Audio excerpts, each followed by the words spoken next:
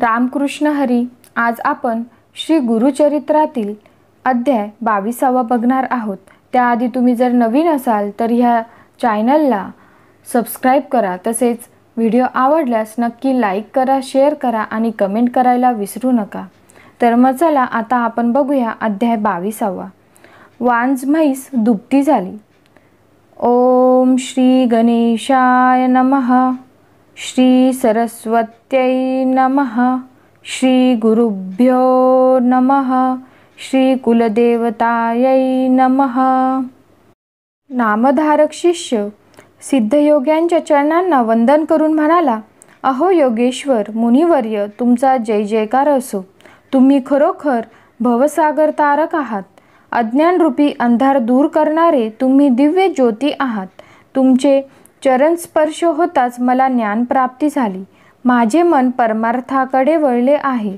कामधेनू समान श्री गुरुचरित्र तुमच्या मुखातून मला ऐकावयास मिळत आहे. हे माझे केवढे भाग्य. तुम्ही मला श्री गुरुचरित्र सविस्तर सांगत आहात, पण माझे मन तृप्त होत नाही. आणखी ऐकण्याची मला तीव्र इच्छा आहे. श्री गुरु नृसिंह सरस्वती गाणगापुरास आले असे तुम्ही सांगितले. मग पुढे काय झाले ते मला सविस्तर सांगण्याची कृपा करा. नामधारकाची ही इच्छा ऐकून सिद्धयोग्यांना अतिशय आनंद झाला.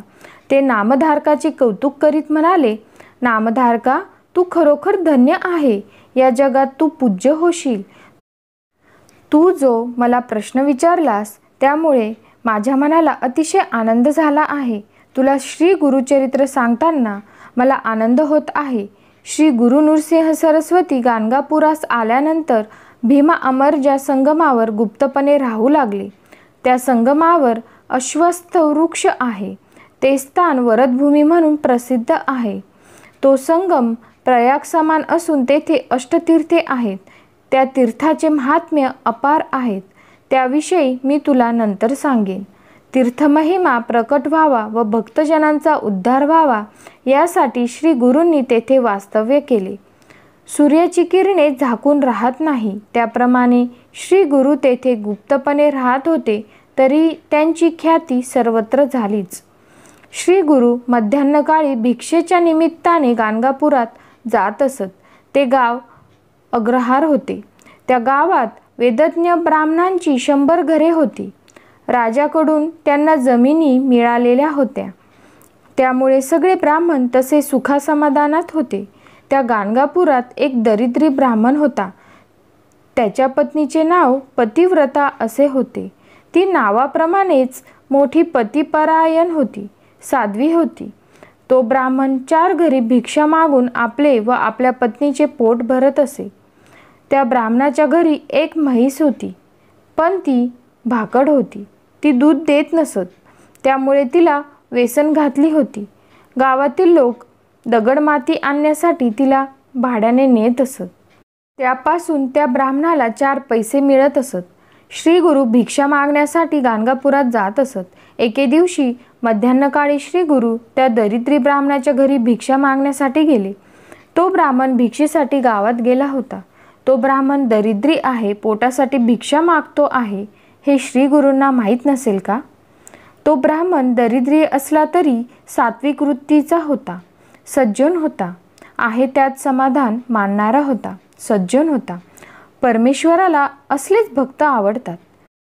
परमेश्वर भक्तीचा भुकेलेला असतो, श्रीमंतीचा नाही. म्हणून श्री गुरु त्या दरिद्री ब्राह्मणाच्या घरी गेले. माते, भिक्षा वाढ असे म्हणाले. श्री गुरु दारात आलेले पाहून त्या ब्राह्मणाची श्री गडबडून गेली. अतिशय दुःखी झाली, कारण श्री गुरूंना भिक्षा घालण्यासाठी तिच्या घरी काहीच नव्हते. ती श्री गुरूंना वंदन करून म्हणाली, माझे पती भिक्षा आणावयास गावात गेले आहे. आपणास देण्यासाठी घरात काहीच नाही. आपण थोडा वेळ थांबावे. श्री गुरु तिला म्हणाले, तुझ्या घरात काही नाही असे कसे म्हणतेस? तुझ्या घरी म्हैस आहे. ती भरपूर दूध देणारी आहे. तेव्हा मला भिक्षा म्हणून दूध दिलेस तरी चालेल. काही नाही असे म्हणू नकोस. तेव्हा ती म्हणाली, महाराज, म्हैस असून नसल्यासारखीच आहे. ती दूध देत नाही म्हणून आम्ही तिला रेडा म्हणून ठेवले आहे. ती कधी व्यालेलीच नाही. म्हणून तर तिला व्यसन घालून माती वाहून नेण्यासाठी उपयोगात आणतो. मग आपल्याला दूध कुठले देऊ? तेव्हा श्री गुरु जरा रागानेच म्हणाले, तू खोटं बोलतेस. तुझी म्हैस दूध देते, जा जा तिचे दूध काढून आण. श्री गुरूंच्या शब्दांवर विश्वास ठेवून ती भांडी घेऊन दूध काढण्यासाठी गोठ्यात गेली. तिला पाण्याने स्वच्छ करून ती दूध काढू लागली. तो काय आश्चर्य! त्या म्हशीने भांडी भरून दूध दिले. श्री गुरु सामान्य संन्यासी नाहीत, ते अवतारी महात्मा आहेत याची तिला खात्री पटली. तिने दूध गरम करून श्री गुरूंना दिले. श्री गुरु ते प्राशन करून संतुष्ट झाले. त्यांनी तिला आशीर्वाद दिला, तुझ्या घरी अखंड लक्ष्मी राहील. तुझी मुले नातवंडे सुखात आनंदात राहतील. तुम्हाला कधीही काहीही कमी पडणार नाही असा आशीर्वाद देऊन श्री गुरु संगमाकडे परत गेले. आज त्या ब्राह्मण श्रीच्या घरात आनंद ओसांडून वाहत होता. काही वेळाने तो ब्राह्मण भिक्षा मागून घरी परत आला. त्याला सगळी हकीकत समजली. तो म्हणाला, आपले दारिद्र्य गेले. श्री दत्तगुरूंनीच आपल्यावर कृपा केली आहे. आपण त्यांच्या दर्शनाला जाऊया. ती दोघी संगमावर गेली. त्यांनी श्री गुरु नृसिंह सरस्वतींचे दर्शन घेऊन त्यांची यथासांग षोडशोपचारे पूजा केली. त्या दोघांचे हृदय कृतज्ञतेने भरून आले. श्री गुरूंच्या कृपा आशीर्वादाने ते कुटुंब ऐश्वर्य संपन्न झाले. त्यांना धन धान्य पुत्रपौत्र सर्व काही भरभरून मिळाले.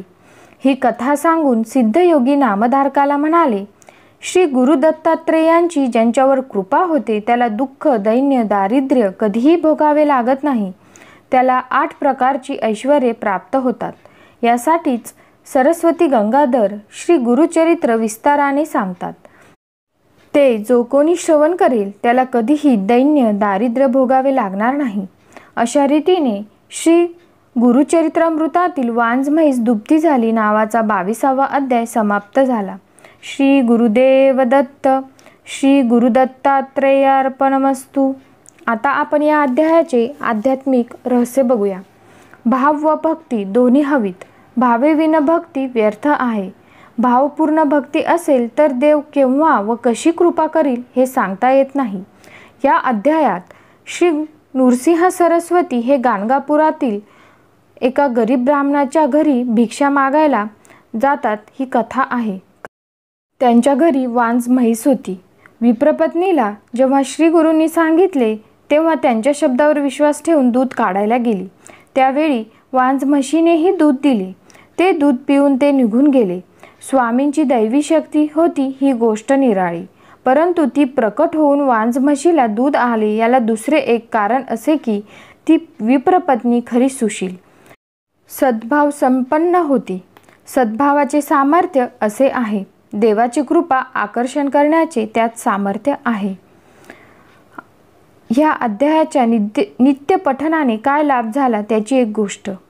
आमच्या माशेल गावासह 4-6 मैलांवर सावई नावाचे गाव आहे. तेथे गणेश रामचंद्र नावाचे एक दत्तभक्त ब्राह्मण राहतात.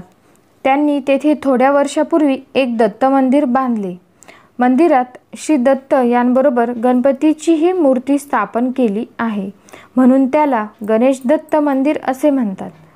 थोड्या वर्षापूर्वी त्यांनी एक व्यायलेली म्हैस विकत घेतली. ती रोज 1 2 शेर असंच दूध देत होती. ती दुसऱ्यांदा व्याली, पण त्यानंतर ती दूध काही देना, रेडकासही जवळ घेईना. अंगारे पांगारे केले, औषधे दिली, मंत्राचा दोरा बांधला, पण काही उपयोग होईना. त्यावेळी गणेश भटजी देवाजवळ जाऊन, वांज म्हैस दुभती झाली अशी तुझी ख्याती आहे आणि ही तर व्यायलेली म्हैस आहे पण दूध देत नाही.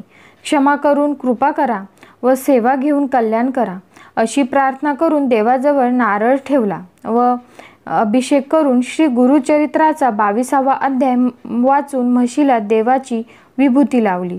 संध्याकाळी तिने पान्हा सोडला व 2 शेर दूध दिले. दुसऱ्या दिवशी हाच अध्याय 11 वेळा वाचून विभूती म्हशीला लावली. हा अध्याय नित्य वाचनात ठेवला व ती म्हैस रोज 3-3 वेळा दूध देऊ लागली. हा अध्याय 4-5 वर्षे वाचला. घरात पशुधन वाढून दूध दुभते खूप झाले. तात्पर्य शुद्ध भावाचा महिमा असा आहे. देव सर्वत्र व्यापून आहे, पण तो शुद्ध भावातच प्रकट होत असतो. येथेच आपले आध्यात्मिक रहस्य सुद्धा समाप्त झालेले आहे. दिगंबरा दिगंबरा श्रीपाद वल्लभ दिगंबरा, दिगंबरा दिगंबरा श्रीपाद वल्लभ दिगंबरा, दिगंबरा दिगंबरा श्रीपाद वल्लभ दिगंबरा. रामकृष्ण हरी. नमस्कार, रामकृष्ण हरी. आज आपण श्री गुरुचरित्रातील अध्याय 23 बघणार आहोत. त्याआधी तुम्ही जर ह्या चॅनलवर नवीन असाल तर आपल्या ह्या रामकृष्ण हरी मराठी चॅनलला सपोर्ट करण्यासाठी नक्की सबस्क्राईब करा. तसेच व्हिडिओ आवडल्यास लाईक करा, शेअर करा, म्हणजे इतरांना सुद्धा लाभ मिळेल. तसेच कमेंट करायला विसरू नका. तर मग चला आपण आता बघूया अध्याय 23. श्री गुरूंचे गाणगापुरात आगमन, ब्रह्मराक्षसाचा उद्धार. ओम श्री गणेशाय नमः, श्री सरस्वत्यै नमः, श्री गुरुभ्यो नमः, श्री कुलदेवतायै नमः. सिद्धयोगी नामधारकाला म्हणाले, श्री गुरूंच्या कृपा आशीर्वादाने त्या ब्राह्मणाच्या घरातील वांज म्हैस दुभती झाली आणि त्या दरिद्री ब्राह्मणाचे दारिद्र्य कायमचेच गेले. ही वाट सगळीकडे वाऱ्यासारखी पसरली.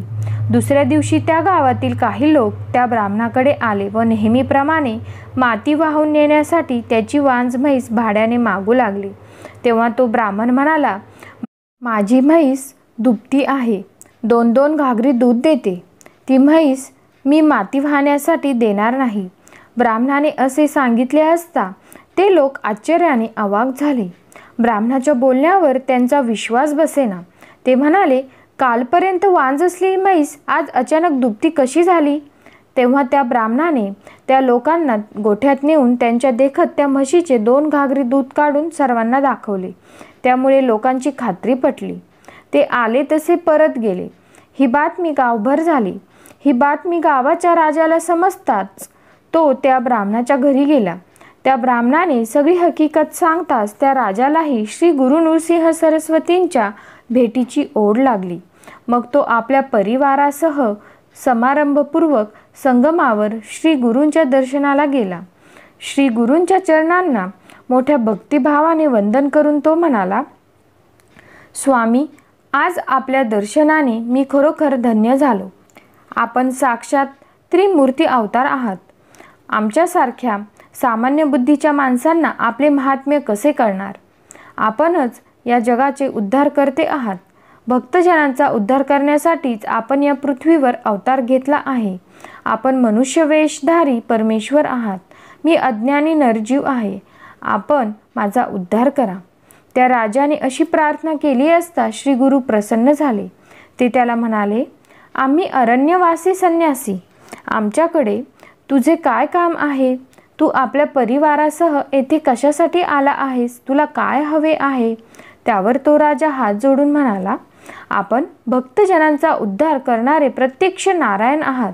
भक्तांच्या उद्धारासाठीच आपला अवतार आहे. आपण असे वनवासात का राहता? आपण येऊन राहिलात तर सर्व लोकांवर मोठे उपकार होतील. गाणगापूर हे महास्थान आहे. आपण ते पावन करावे. आपल्यासाठी तेथे मठ बांधून देतो. तेथे राहून आम्हा सर्वांचा उद्धार करावा. राजाने अशी विनंती केली असता भक्तजनांच्या उद्धारासाठी आता प्रकट होण्याची वेळ आहे असा विचार करून श्री गुरूंनी गाणगापुरात येण्याचे मान्य केले. श्री गुरूंनी मान्यता देताच राजाला आनंद झाला. त्याने श्री गुरूंसाठी पालखी सजवली. मग त्या वाद्यांच्या गजरात व जयघोषात श्री गुरूंना गाणगापुरास नेले. गावाच्या वेशीवर लोकांनी त्यांचे मोठे स्वागत केले व त्यांना गावात नेले. त्या गावच्या पश्चिमेला एक भला मोठा उंच पिंपळ वृक्ष होता. त्या वृक्षाजवळ एक घर होते, पण ते पूर्ण ओसाड होते. त्या पिंपळावर एक अत्यंत क्रूर ब्रह्मराक्षस होता. तो माणसांना ठार मारून खात असे. सर्व लोकांना त्याची भीती वाटत असे. त्यामुळे त्या घरात कोणीही राहत नसे. श्री गुरूंची पालखी त्या घराजवळ येताच तो ब्रह्मराक्षस पिंपळावरून खाली आला व श्री गुरूंच्या पाया पडून हात जोडून म्हणाला, स्वामी, माझा उद्धार करा. मी घोर अंधारात बुडलो आहे. आज आपले दर्शन होताच माझी पूर्वजन्मातील सर्व पापे जळून भस्म झाली आहेत. आपण प्राणीमात्रांवर दया करणारे आहात, म्हणून माझा उद्धार करा.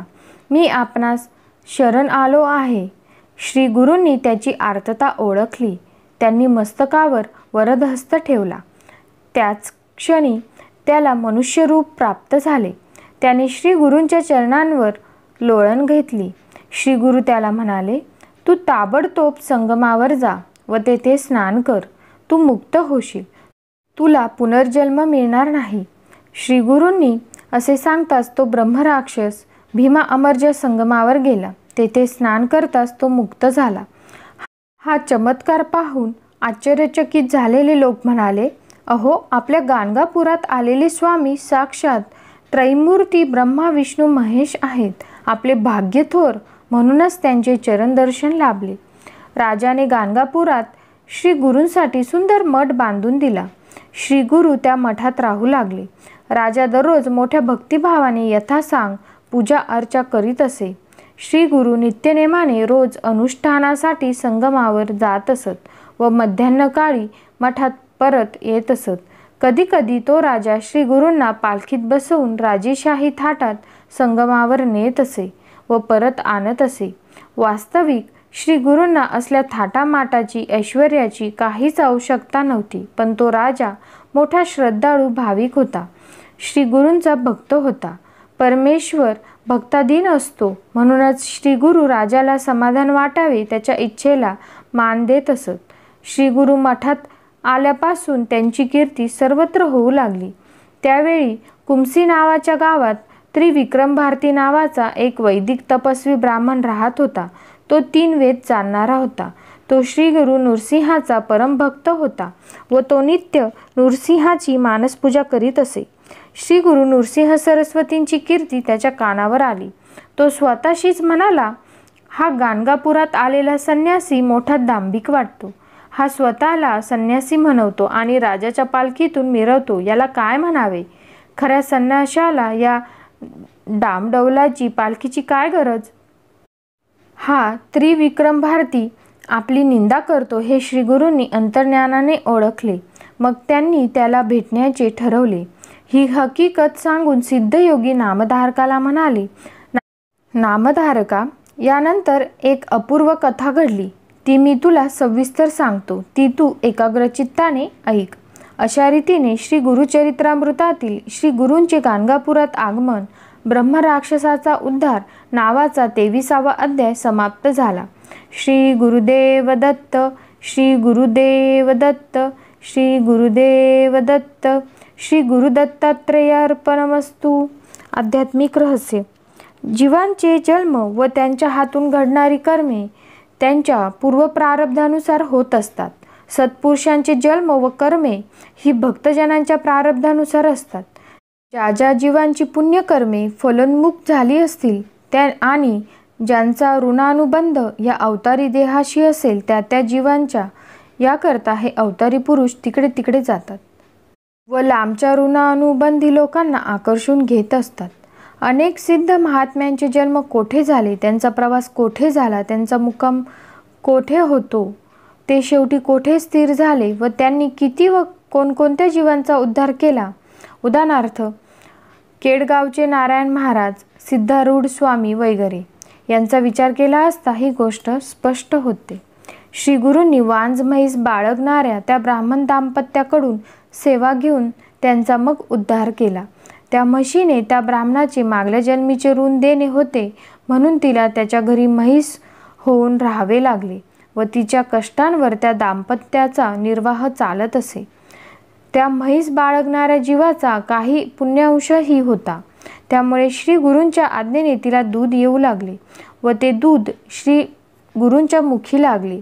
ती वांज म्हैस दूध देऊ लागली हे कळताच इतर लोकांपेक्षा ग्रामाधिपतीचे मनच अधिक आकृष्ट झाले.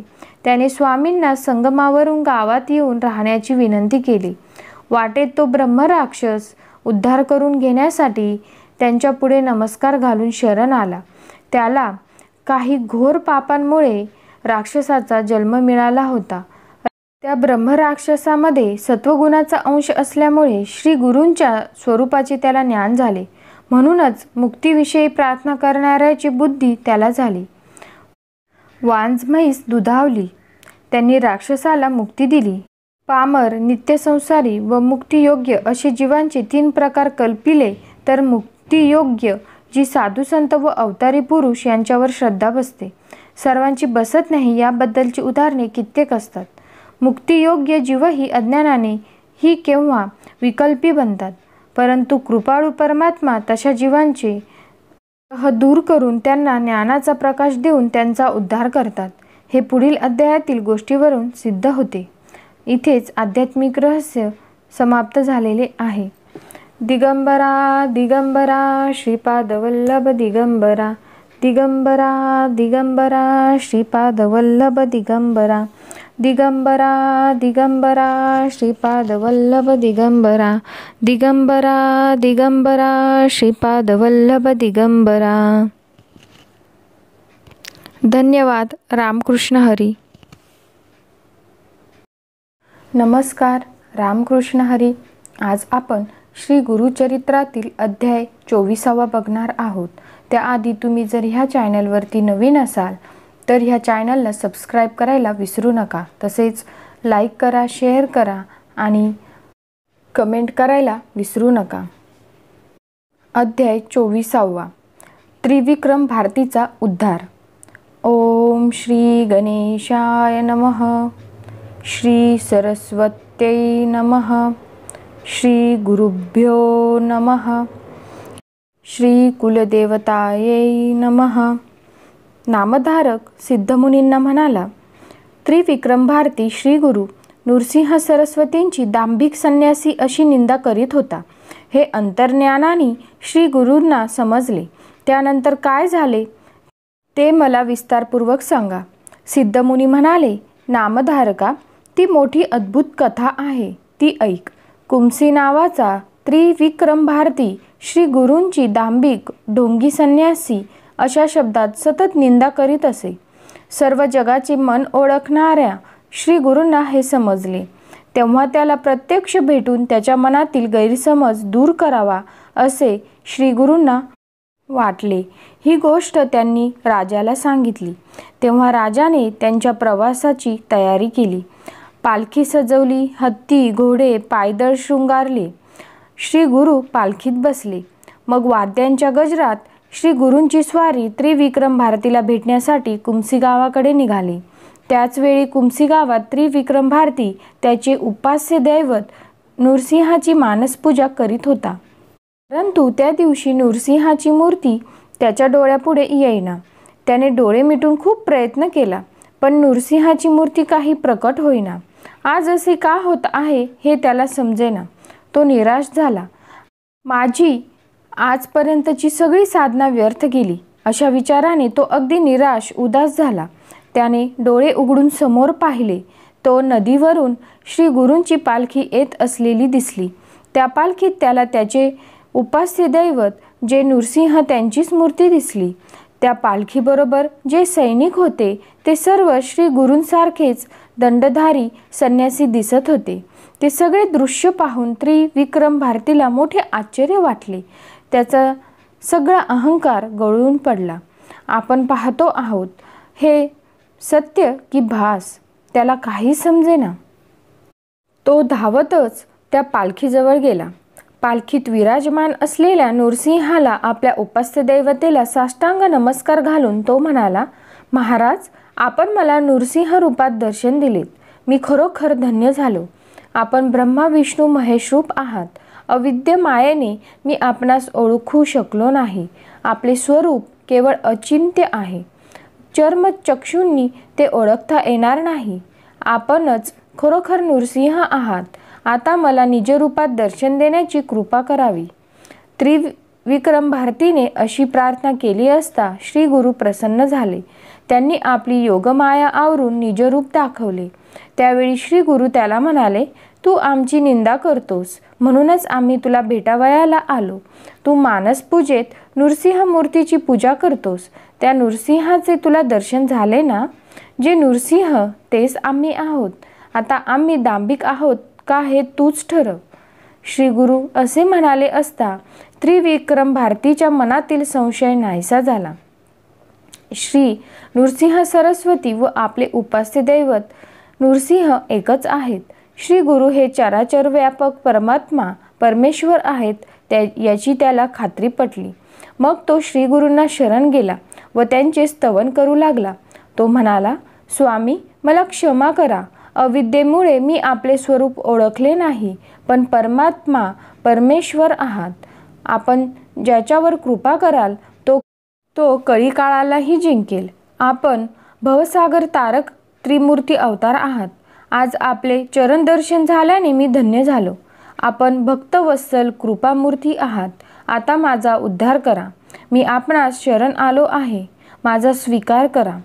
त्रिविक्रम भारतीने अशी प्रार्थना केली असता श्री गुरु त्यावर प्रसन्न झाले. त्याच्या मस्तकावर वरदहस्त ठेवून म्हणाले, मी तुझ्यावर प्रसन्न झालो आहे. तुला सद्गती प्राप्त होईल. तुला आता पुनर्जन्म मिळणार नाही.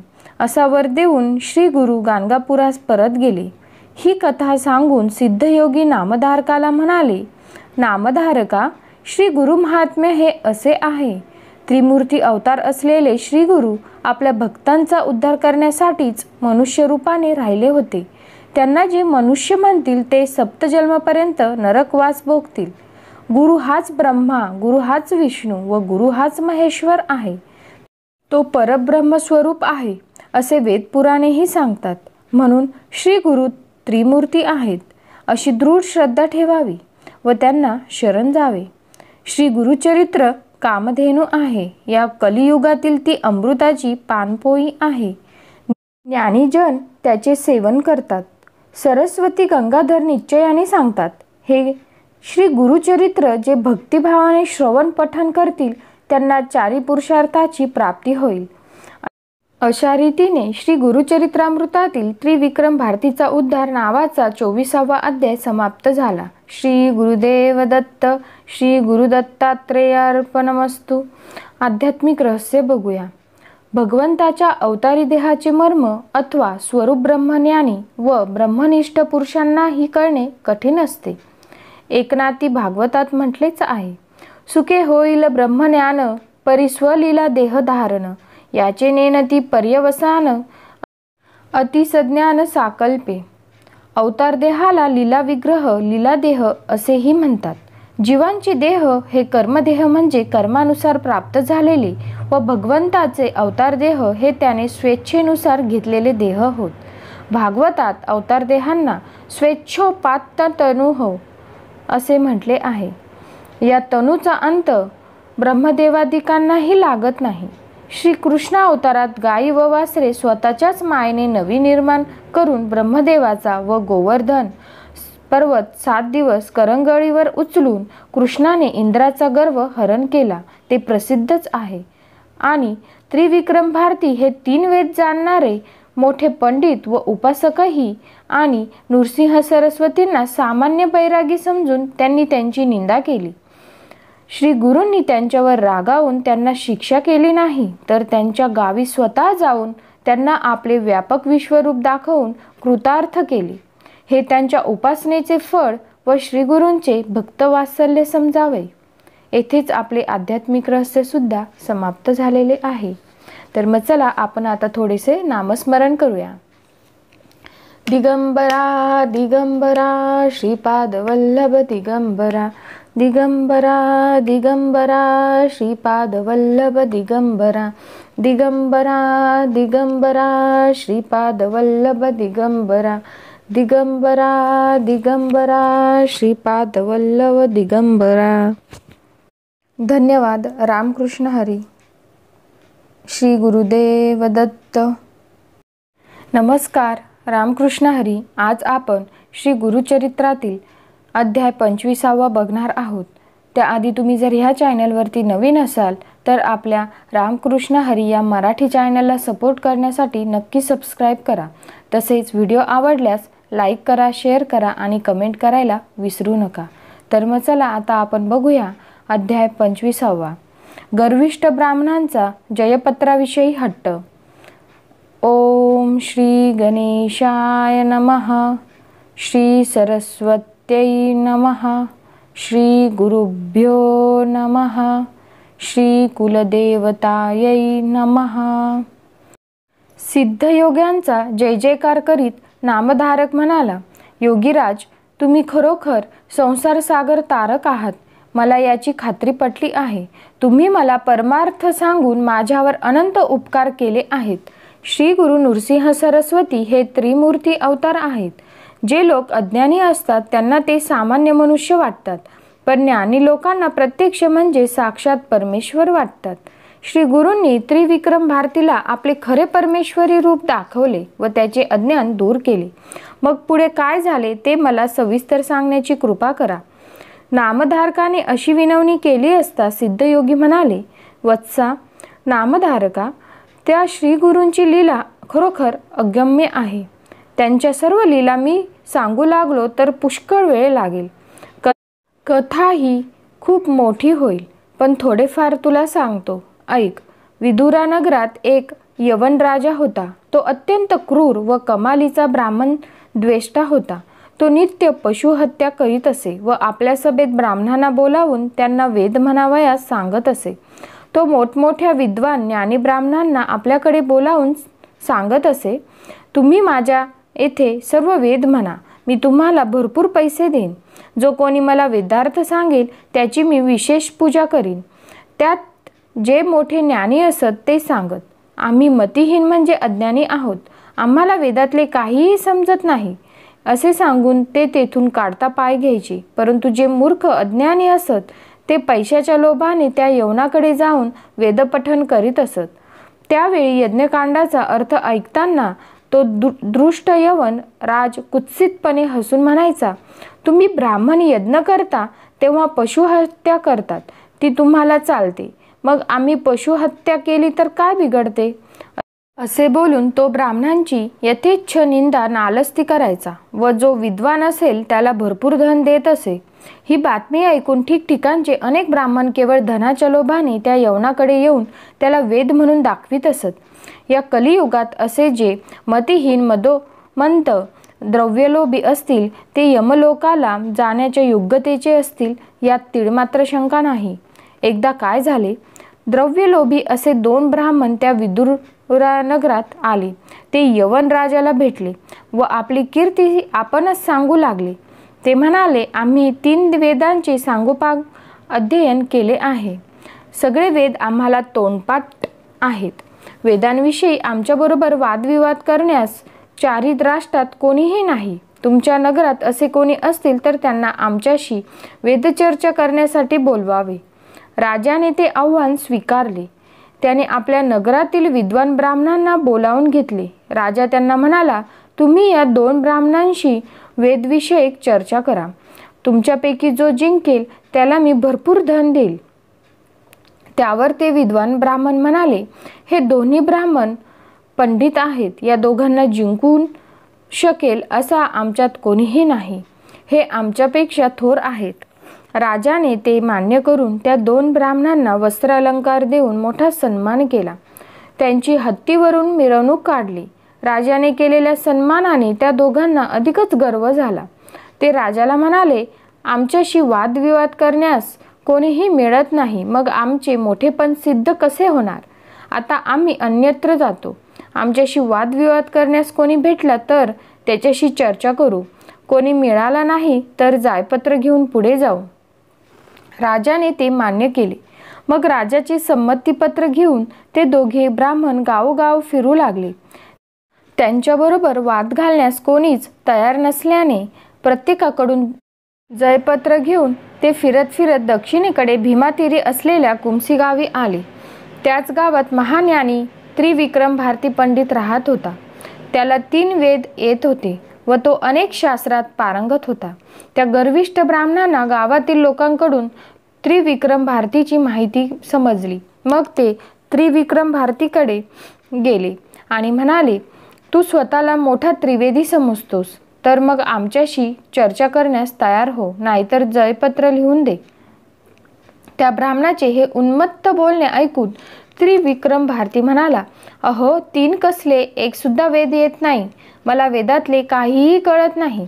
जर मला वेदशास्त्र येत असते तर मी इथे अरण्यात कशाला राहिलो असतो. जर वेद येत असते तर सर्व राजांनी मला वंदन केले असते. तुमच्याप्रमाणे सुख उपभोग मला मिळाले असते. मला काहीच येत नाही, म्हणून तर संन्यास वेश धारण करून मी वनात राहतो. मी एक सामान्य भिक्षुक आहे. तुमच्याशी बरोबरी मी कशी करणार. त्रिविक्रम भारतीचे हे बोलणे ऐकताच ते 2 ब्राह्मण भयंकर संतापले. ते म्हणाले, आमच्याशी वादविवाद करण्यास या जगात कोणीही नाही. आम्ही सगळी राज्ये फिरत आलो, पण आमच्याशी बरोबरी करू शकेल असा कोणीही नाही. आता आम्हाला जयपत्र लिहून दे, नाहीतर आमच्याशी वादविवाद कर. त्रिविक्रम भारतीने त्यांना अनेक प्रकारे समजाविले, पण ते काही ऐकण्यास तयारच होईना.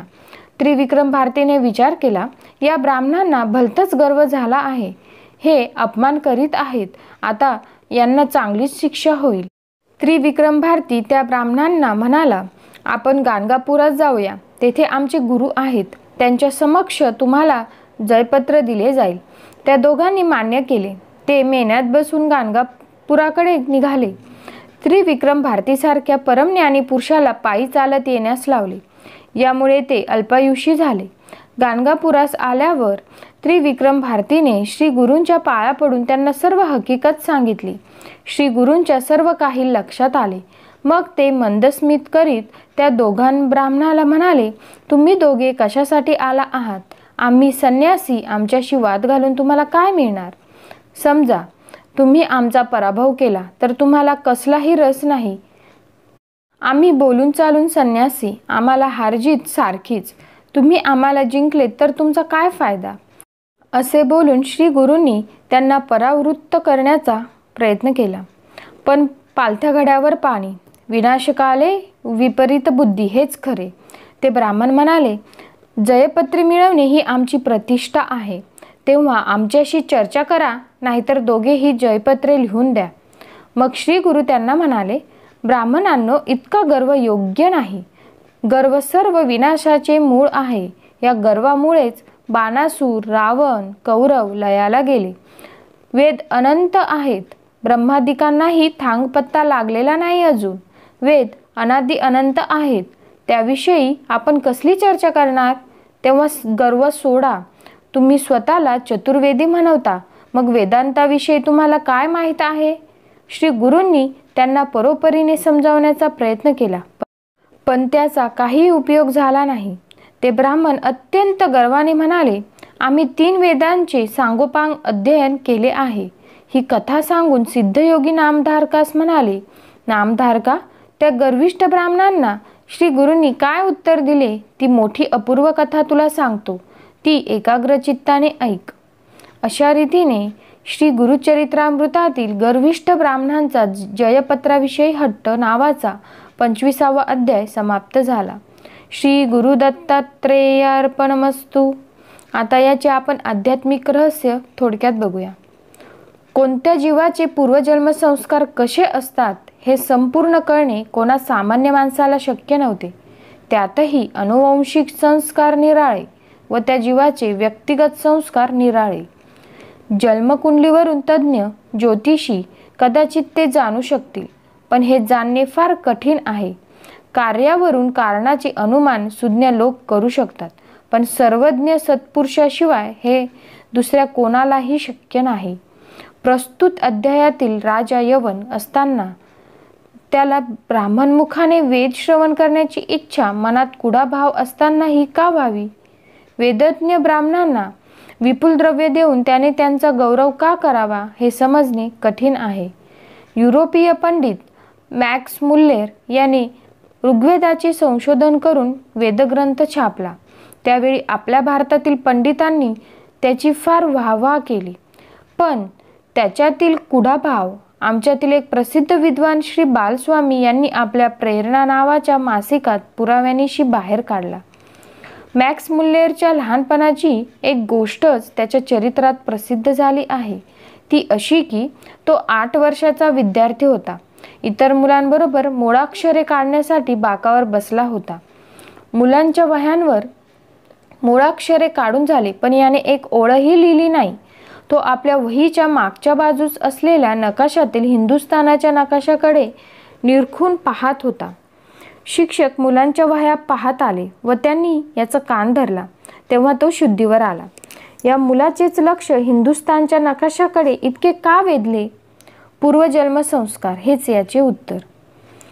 हिंदुस्थान व तेथील वेदविद्या याविषयीचा ओढा हा व्यक्तिगत बुद्धीचा पूर्वसंस्कार होय व प्रेम असूनही चोरटाकुडा भाव हा मनाचा अनुवंशिक संस्कार असे म्हणावे लागेल.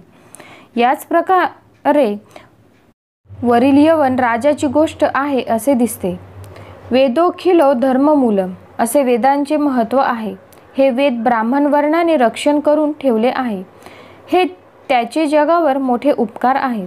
पण वेदात सांगितलेले आहे आचारधर्म व विचारधर्म जे ब्राह्मण कोणत्याही मोहामुळे पाळणार नाहीत ते वेदोक्त उत्तम गतीला पोहोचणार नाही. ब्राह्मण तत्वापासूनच नव्हे तर मनुष्य तत्वापासूनही ते दूर होतील. या अध्यायातील लोभी व उन्मत्त ब्राह्मणांची अशी अधोगती पुढे झाली आहे. विद्या ददाती विनयम या वचनाप्रमाणे विद्या शिकल्याने जर विनय प्राप्त झाला नाही, उलट गर्वच झाला, तर तो विद्वान स्वहिताला मुकला असे समजावे. सर्व शास्त्रे जिव्हेवर नाचू लागली, पण चित्तात अहंता ठाव धरून बसली, तर अशाने कोटी जन्म गेले तरी त्याला ईश्वरप्राप्ती होणार नाही, असे ज्ञानेश्वर माऊली व संत एकनाथ महाराज यांनी म्हटले आहे. अशा रीतीने आध्यात्मिक रहस्य येथे समाप्त झालेले आहे. दिगंबरा दिगंबरा श्रीपादवल्लभ दिगंबरा दिगंबरा दिगंबरा श्रीपादवल्लभ दिगंबरा दिगंबरा दिगंबरा श्रीपादवल्लभ दिगंबरा. धन्यवाद. रामकृष्ण हरी. श्री गुरुदेव दत्त. नमस्कार. रामकृष्ण हरी. आज आपण श्री गुरुचरित्रातील अध्याय 26 बघणार आहोत. त्याआधी तुम्ही जर ह्या चॅनलवर नवीन असाल तर ह्या चॅनलला सबस्क्राईब करायला विसरू नका. तसेच लाईक करा, शेअर करा आणि कमेंट करायला विसरू नका. तर मग चला आता आपण अध्याय 26 बघूया. वेदविस्तार. ओम श्री गणेशाय नमः. श्री सरस्वत्यै नमः. श्री गुरुभ्यो नमः. श्री कुलदेवतायै नमः. वेद अनादि अनंत आहेत. ब्रह्मदेवालाही त्यांचे पूर्ण ज्ञान नाही, म्हणून तुम्ही अभिमान बाळगू नका, गर्व करू नका, असे श्री गुरूंनी त्या गर्विष्ठ ब्राह्मणांना समजावण्याचा खूप प्रयत्न केला, पण त्याचा काही उपयोग झाला नाही. आम्ही 3 वेद जाणतो असे ते गर्वाने पुन्हा पुन्हा बोलत होते. तेव्हा त्यांचा गर्व परिहार करण्यासाठी श्री गुरु त्या ब्राह्मणांना म्हणाले, नसत्या भ्रमात राहू नका. वेद अनंत आहेत. प्रत्यक्ष नारायणाचा अवतार असलेल्या व्यासांनी वेदांचे विभाजन केले, पण त्यांनाही वेदांचे पूर्ण ज्ञान नव्हते. त्या व्यासांचे पैल, वंशपायन, जैमिनी व सुमंतू असे 4 मुख्य शिष्य होते. आम्ही सर्व वेदांचा अभ्यास करणार आहोत असे म्हणाले असता हे केवळ अशक्य आहे. कल्पपर्यंत आयुष्य लाभले तरी एका वेदाचेही अध्ययन पूर्ण होऊ शकणार नाही. एकदा भारद्वाज ऋषी ब्रह्मदेवाकडे गेले आणि म्हणाले, मला ब्रह्मचर्याश्रमात सर्व वेद शिकण्याची इच्छा आहे. मला तसा वर द्या. तेव्हा ब्रह्मदेव म्हणाले, वेद अनंत आहेत. संपूर्ण वेद कसे शिकता येईल? मलाही वेदांचा ठांगपत्ता लागलेला नाही. वेद किती आहेत याची तुला कल्पना नाही, म्हणून तू असं बोलतो आहेस. आता मी तुला वेद किती आहेत तेच दाखवतो. असे सांगून त्यांनी भारद्वाजांना अति उंच असे 3 पर्वत दाखवले व हे 3 पर्वत म्हणजेच 3 वेद आहेत असे सांगितले. त्या पर्वतप्राय 3 वेदराशी पाहून घाबरलेले भारद्वाज म्हणाले, मी इतके वेद कसे काय शिकणार? केवळ अशक्य आहे. असे बोलून ते ब्रह्मदेवांना शरण गेले. मग ब्रह्मदेवांनी त्यांना अध्ययनासाठी 3 मुठी भरून वेद दिले. भारद्वाजांनी त्या 3 वेदातील काही मंत्र वेगळे काढून 4था वेद तयार केला.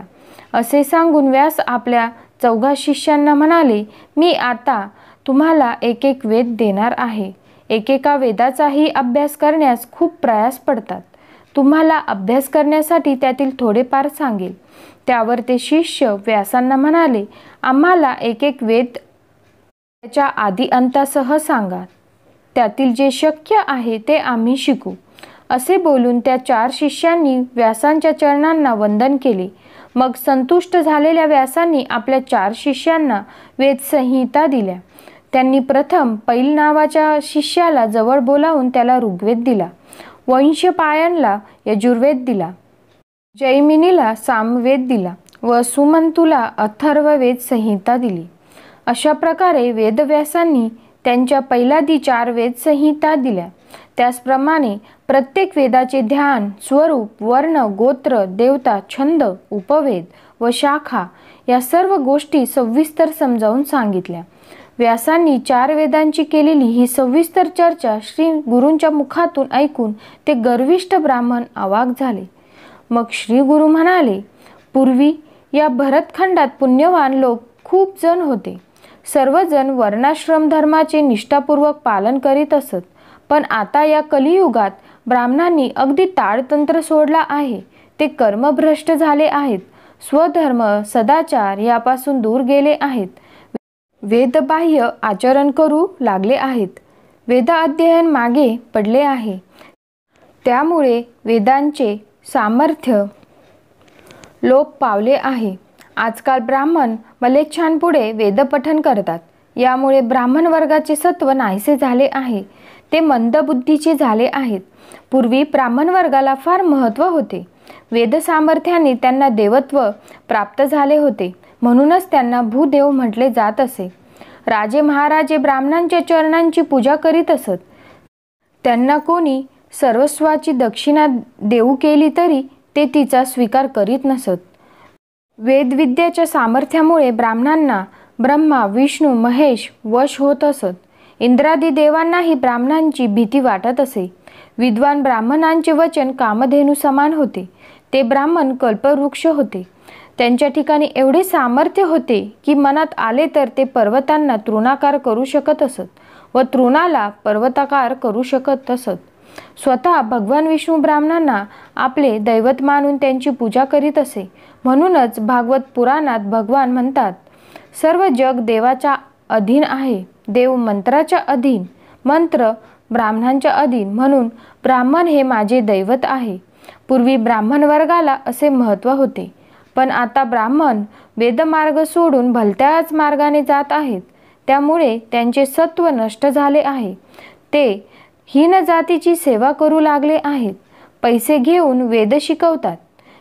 वेदविद्येची त्यांनी विक्री सुरू केली आहे. जे हीन जातीपुढे वेद म्हणतात त्या मूर्खाचे तोंडसुद्धा पाहू नये. ते मृत्यूनंतर ब्रह्मराक्षसच होणार. हे ब्राह्मणांनो, अशा आहेत 4 वेदांच्या शाखा. असे आहेत त्यांचे भेद. असा आहे वेदविस्तार. वेद अनंत आहेत आणि तुम्ही म्हणता आम्ही सर्व जाणतो. हे सर्व तुम्हाला माहीत होते का? नाही ना? मग स्वतःला चतुर्वेदी म्हणण्याचा मूर्खपणा कशासाठी करता? ब्राह्मणांचा क्षोभ ओढवून का घेता? तुम्ही स्वतःची स्तुती का करता? जयपत्रे कशाला दाखविता? त्रिविक्रम भारतीला जयपत्र कशाला मागता? आला आहात तसे निघून जा. व्यर्थ गर्व करू नका, नाहीतर प्राणाला मुकाल. श्री गुरूंनी त्या अहंकारी ब्राह्मणांना इतके सांगितले तरी पालथ्या घड्यावर पाणी. ते काही ऐकावयास तयार नव्हते. त्यांचे एकाच पालुपद, आम्हाला वेदाविषयी वादविवाद करायचा आहे, चर्चा करायची आहे. आम्ही जर वादविवाद केला नाही तर आम्ही हरलो असे लोक राजाला सांगतील. मग आमची प्रतिष्ठा काय राहणार? सिद्धयोगी नामधारकाला म्हणाले, त्या उन्मत्त ब्राह्मणांना आपले हिताहित समजत नव्हते. त्यामुळे त्यांनी आपल्या सर्व नाशाला निमंत्रण दिले असे मला वाटते. अशा रीतीने श्री गुरुचरित्रामृतातील वेदविस्तार नावाचा अध्याय समाप्त झाला. श्री गुरु दत्तात्रेयार्पणमस्तु. आता आपण याचे आध्यात्मिक रहस्य थोडक्यात बघू. वेद म्हणजे ज्ञानाचा महासागर आहे. वेद म्हणजे आश्चर्याने भरलेली आकाश आहे. आकाशाचा अंत लागत नाही तसा वेदांचाही अंत लागत नाही. ब्रह्मदेवाने मलाही वेद अगोचर आहेत असे भारद्वाजांना सांगितले आहे. अनंता वेदाहा हे वाक्य प्रसिद्धच आहे. हिंदू जातीजवळ वेद आहेत, पण ते जगातील सर्व मानवांच्या कल्याणासाठी आहेत.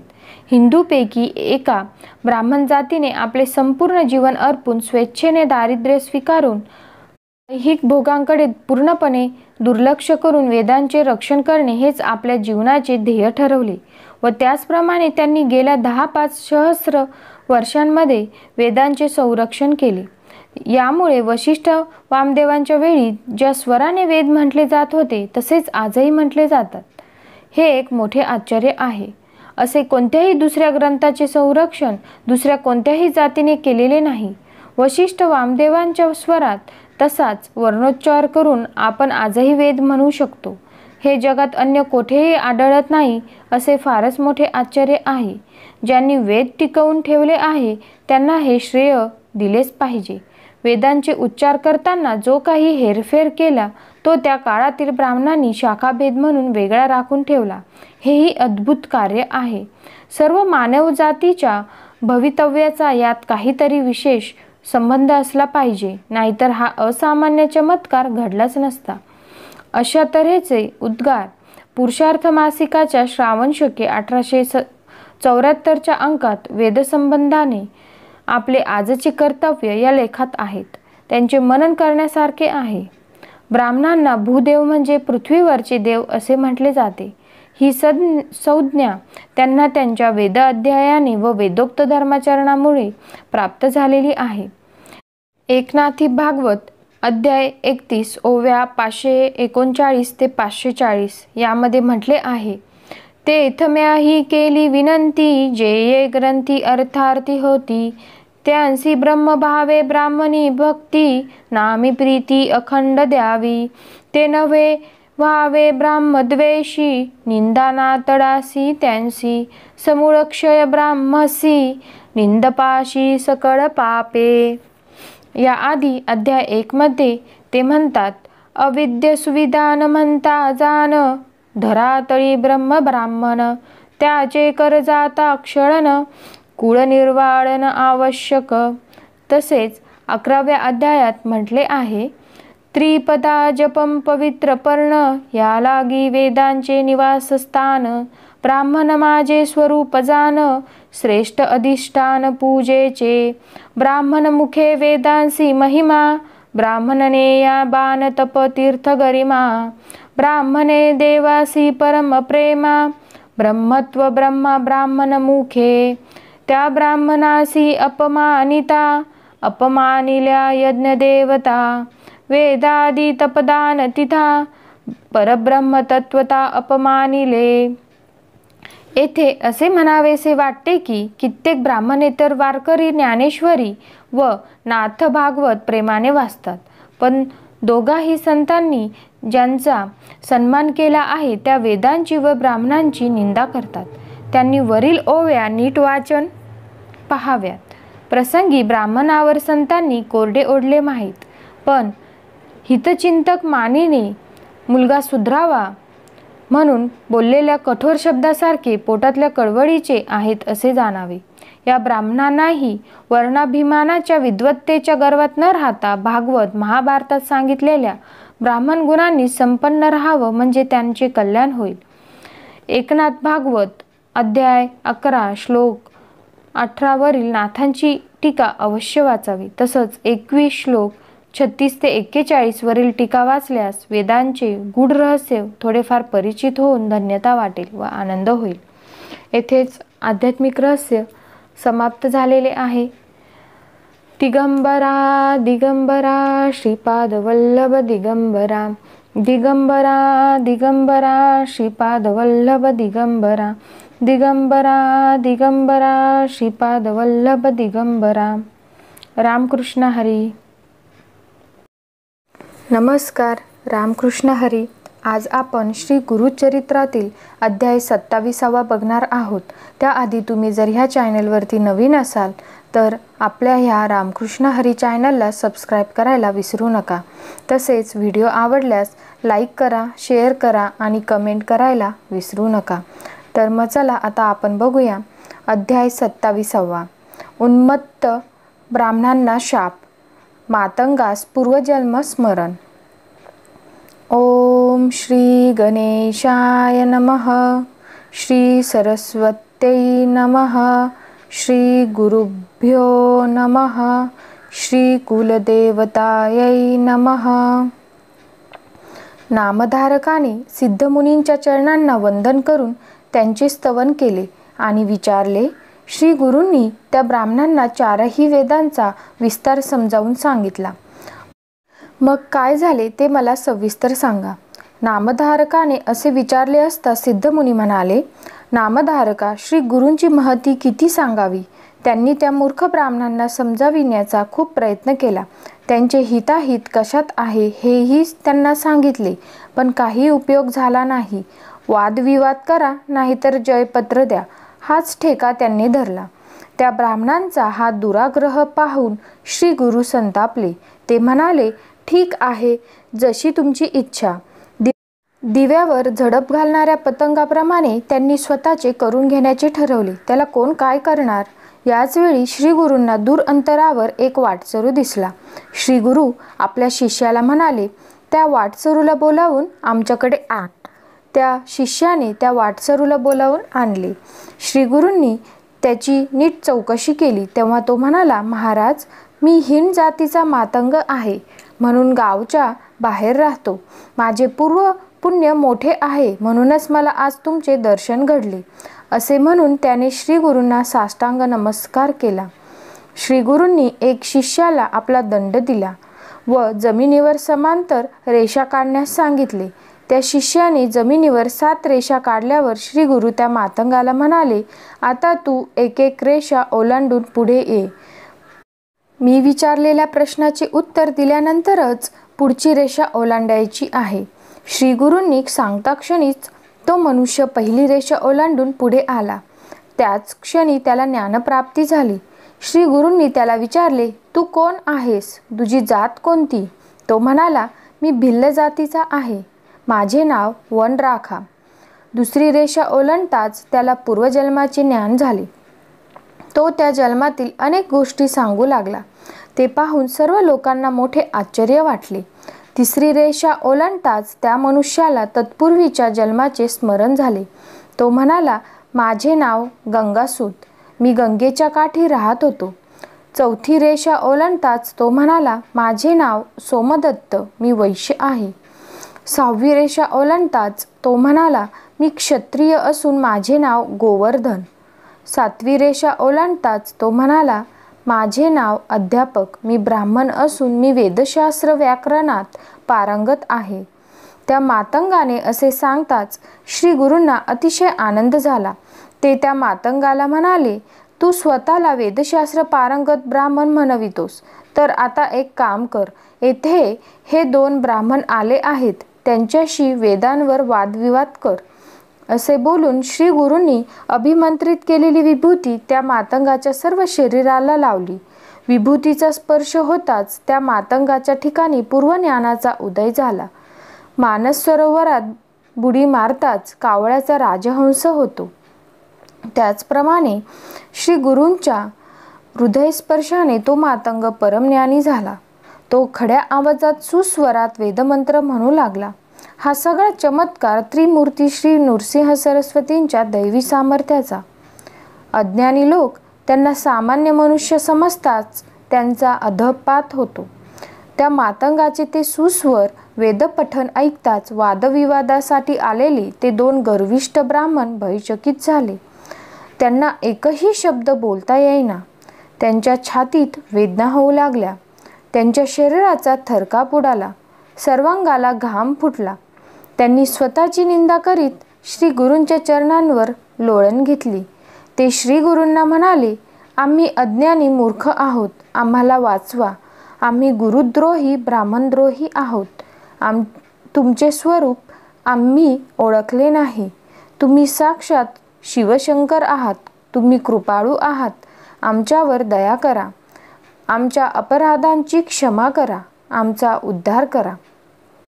त्या ब्राह्मणांनी अशी विनवणी केली असता श्री गुरु म्हणाले, तुमच्या अपराधांना क्षमा नाही. तुम्ही मदांध होऊन त्रिविक्रम भारतीला त्रास दिलात.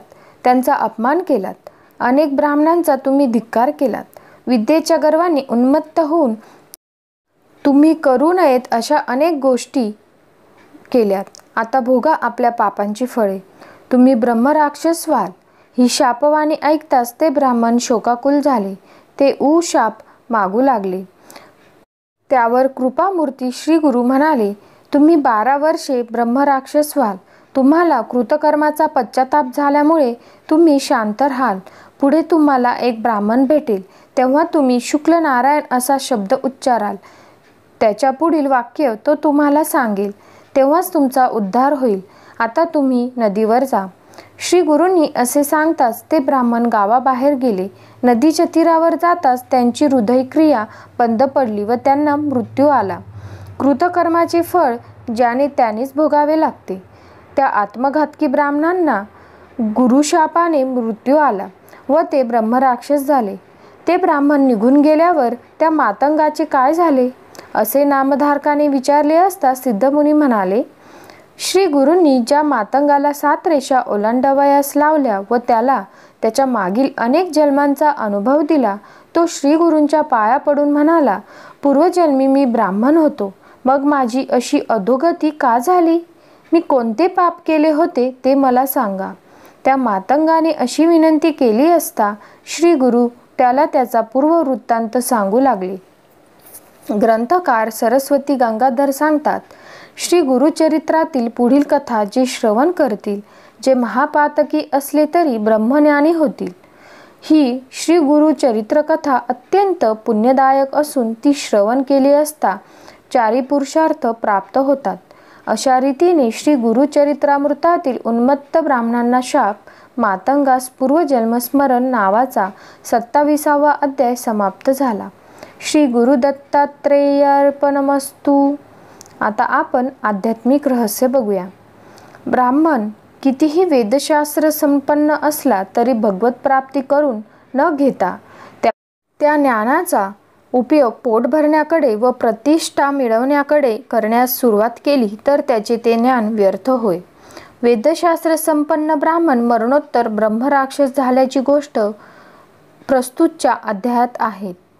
शिवाय महाराष्ट्रातील प्रसिद्ध संत कवी वामन पंडित यांनी काशी क्षेत्रात एका ब्रह्मराक्षसाच्या जन्मास गेलेल्या विद्वान ब्राह्मणाकडून सूचना मिळाल्यामुळे त्यांनी वादविवाद करून विद्वानांची जयपत्रे घेण्याचा हेका सोडून देऊन संत तुकाराम यांना ते शरण आले.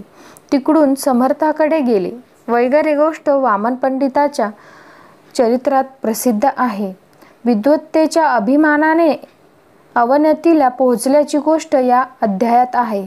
पण आचारभ्रष्टतेमुळे व अनीतीमुळे लोक नीचकोटीस जातात असे उपनिषदांनी सांगितलेले आहे. पुण्यवंत आपल्या पुण्याच्या कमी अधिक प्रमाणानुसार ब्राह्मण, क्षत्रिय, वैश्य या जातीत जन्म पावतात.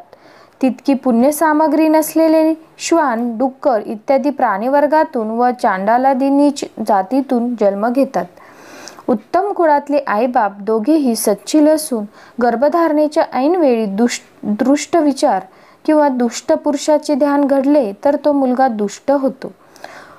वेळ राक्षसी असेल तरी ही संतती राक्षसी वृत्तीची असते.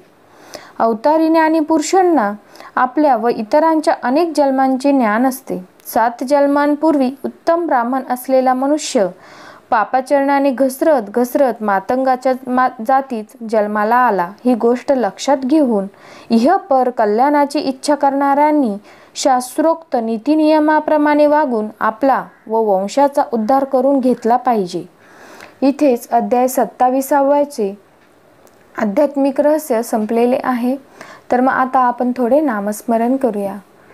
दिगंबरा दिगंबरा श्रीपाद वल्लभ दिगंबरा, दिगंबरा दिगंबरा श्रीपाद वल्लभ दिगंबरा, दिगंबरा दिगंबरा श्रीपादवल्लभ दिगंबरा दिगंबरा दिगंबरा श्रीपादवल्लभ दिगंबरा दिगंबरा दिगंबरा श्रीपादवल्लभ दिगंबरा. धन्यवाद. तुम्हाला जर व्हिडिओ आवडला असेल किंवा यातील कथा सांगण्याची पद्धत तर नक्की कमेंट करा, शेअर करा आणि लाईक करायला विसरू नका. तसेच तुम्ही जर ह्या चॅनलवरती नवीन असाल तर सबस्क्राईब करायला विसरू नका, जेणेकरून पुढील व्हिडिओ बनवण्यासाठी प्रेरणा मिळेल. धन्यवाद. रामकृष्ण हरी. रामकृष्ण हरी. आज आपण श्री गुरुचरित्रातील अध्याय 28 बघणार आहोत. त्याआधी तुम्ही जर ह्या चॅनलवर नवीन असाल तर आपल्या रामकृष्ण हरी या चॅनलला सबस्क्राईब करायला विसरू नका. तसेच व्हिडिओ आवडल्यास लाईक करा, शेअर करा आणि कमेंट करायला विसरू नका. तर मग चला आपण अध्याय 28 बघूया. कर्मविपाक मातंग कथा. ओम श्री गणेशाय नमः. श्री सरस्वत्यै नमः. श्री गुरुभ्यो नमः. श्री कुलदेवतायै नमः. नामधारक सिद्धयोग्यांना म्हणाला, मला आता पुढची कथा ऐकण्याची तीव्र इच्छा झाली आहे. ती कथा मला सांगा. त्यावर सिद्धयोगी म्हणाले, मला कोणत्या पूर्वकर्मामुळे हीनदशा प्राप्त झाली असे मातंगाने विचारले असता श्री गुरु त्याला म्हणाले, पूर्वजन्मी केलेल्या पापकर्मामुळे इहजन्मी त्याचे भोग भोगावे लागतात. दोष किंवा पापकर्मे अनेक प्रकारचे असतात, पण प्रत्येक पापकर्माचे फळ भोगावे लागते. त्याविषयी मी तुला सविस्तर सांगतो, ऐक. ब्राह्मण किंवा अन्य कोणीही अनाचाराने वागला तर त्याला हीन जातीत किंवा कृमिकीट, पशु पक्षी इत्यादी योनीत जन्म घ्यावा लागतो. आपल्या आईवडिलांचा किंवा कुलश्रीचा त्याग केल्यास त्या पापकर्माबद्दल मनुष्याला हीन कुळात जन्म घ्यावा लागतो. जो आपल्या कुलदेवतेऐवजी अन्य देवतेची पूजा करतो, सदैव असत्य बोलतो, जीवहिंसा करतो, आपल्या कन्येची विक्री करतो, खोटी साक्ष देतो, त्याला चांडाळ योनी प्राप्त होते. घोड्यांची विक्री करणारा, परस्त्रीशी संग करणारा, रानाला आग लावणारा, तीर्थक्षेत्री जाऊन श्राद्धादी कर्मे न करणारा, आपल्या घरातील कपिलधेनूचे दूध देवब्राह्मणांना न देता स्वतः सेवन करणारा नीच गतीला जातो. आपल्या आईवडिलांची सेवा न करणारा, त्यांचा सांभाळ न करणारा, आपली एक पत्नी असताना तिचा त्याग करून दुसरी स्त्री करणारा 7 जन्म कृमिकीटक होतो. सत्पात्री ब्राह्मणाची निंदा करणारा, त्याच्या उपजीविकेचा अपहार करणारा, तळी विहिरी नष्ट करणारा, शिवमंदिरातील पूजा नष्ट करणारा, ब्राह्मणांची घरेदारे मोडणारा हिनकुळात जन्मास येतो. आपला स्वामी, गुरु, शत्रू, मित्र यांच्या स्त्रीशी जो व्यभिचार करतो तो पतितगृही जन्म घेतो. दारी आलेल्या अतिथीला जो अन्न देत नाही, राजाने दुसऱ्याला दिलेले भूदान जो हिरावून घेतो, वैश्यदेवाच्या वेळी दारी आलेल्या अतिथीचे स्वागत न करता त्याला कठोर शब्दांनी बोलून अपमानित करतो, त्याला कोंबड्याचा जन्म मिळतो. जो गंगातीर्थाची निंदा करतो, रणांगणातून पळून जातो, पर्वकाळी किंवा एकादशीला जो स्त्रीसंग करतो, जो अपात्र व्यक्तीला वेदविद्या शिकवतो, तो चांडाळ योनीत जन्म घेतो. उन्हाळ्यात एखाद्या पुण्यवंत माणसाने पाणपोई घातली असता त्यात जो विघ्न निर्माण करतो त्याला हीनयोनी प्राप्त होते. रोग्याची नाडी परीक्षा न करता जो औषधोपचार करतो, दुसऱ्याचे अहित करण्यासाठी जो जालना-मरणादींचा मंत्रजाप करतो, तो महापापी होय. जो आपल्या गुरूंची व हरिहरांची निंदा करतो व अन्य देवतांची पूजा करतो, तो महापातकी होय. त्याला हीन कुळात जन्म मिळतो. जो वर्णधर्माचे पालन करीत नाही, अपात्र माणसाला मंत्र शिकवतो, तो पापवंशात जन्म घेतो. जो आपल्या गुरूंची निंदा करण्यात आनंद मानतो, जो विद्वान ब्राह्मणाचा द्वेष करतो, तो पुढच्या जन्मी ब्रह्मराक्षस होतो. जो आपल्या गुरूंची पूजा करतो व त्याच वेळी दुसऱ्या देवाची व दुसऱ्या गुरूंची निंदा करतो, त्याला अपस्मार रोग होतो व त्याला दारिद्र्य दुःख भोगावे लागते. जो आपल्या आईवडिलांचा त्याग करून वेगळा राहतो, तो महारोगी होतो. जो दुसऱ्यांचे उणे-दुणे चार चौघात बोलून दाखवतो तो हृदयरोगी होतो. जो आपल्या स्त्रीचा गर्भपात करतो तो निपुत्रिक होतो. त्याला पुत्र झालाच तर तो जगत नाही. जो वेदशास्त्र पुराणांचे श्रवण पठण करीत नाही तो बहिरा अंध होऊन जन्मास येतो. जो पापी माणसाशी मैत्री करतो त्याला गाढवाचा जन्म मिळतो. पापी माणसाकडून औषध घेतो तो हरीण होतो. ब्रह्महत्या करणारा क्षयरोगी होतो. मद्यपान करणाऱ्याचे दात काळे होतात. सुवर्ण चोरी करणाऱ्याला नखे कुजण्याचा रोग होतो. गुरूंकडे जो वाईट नजरेने पाहतो तो कुष्ठरोगी होऊन जन्मास येतो.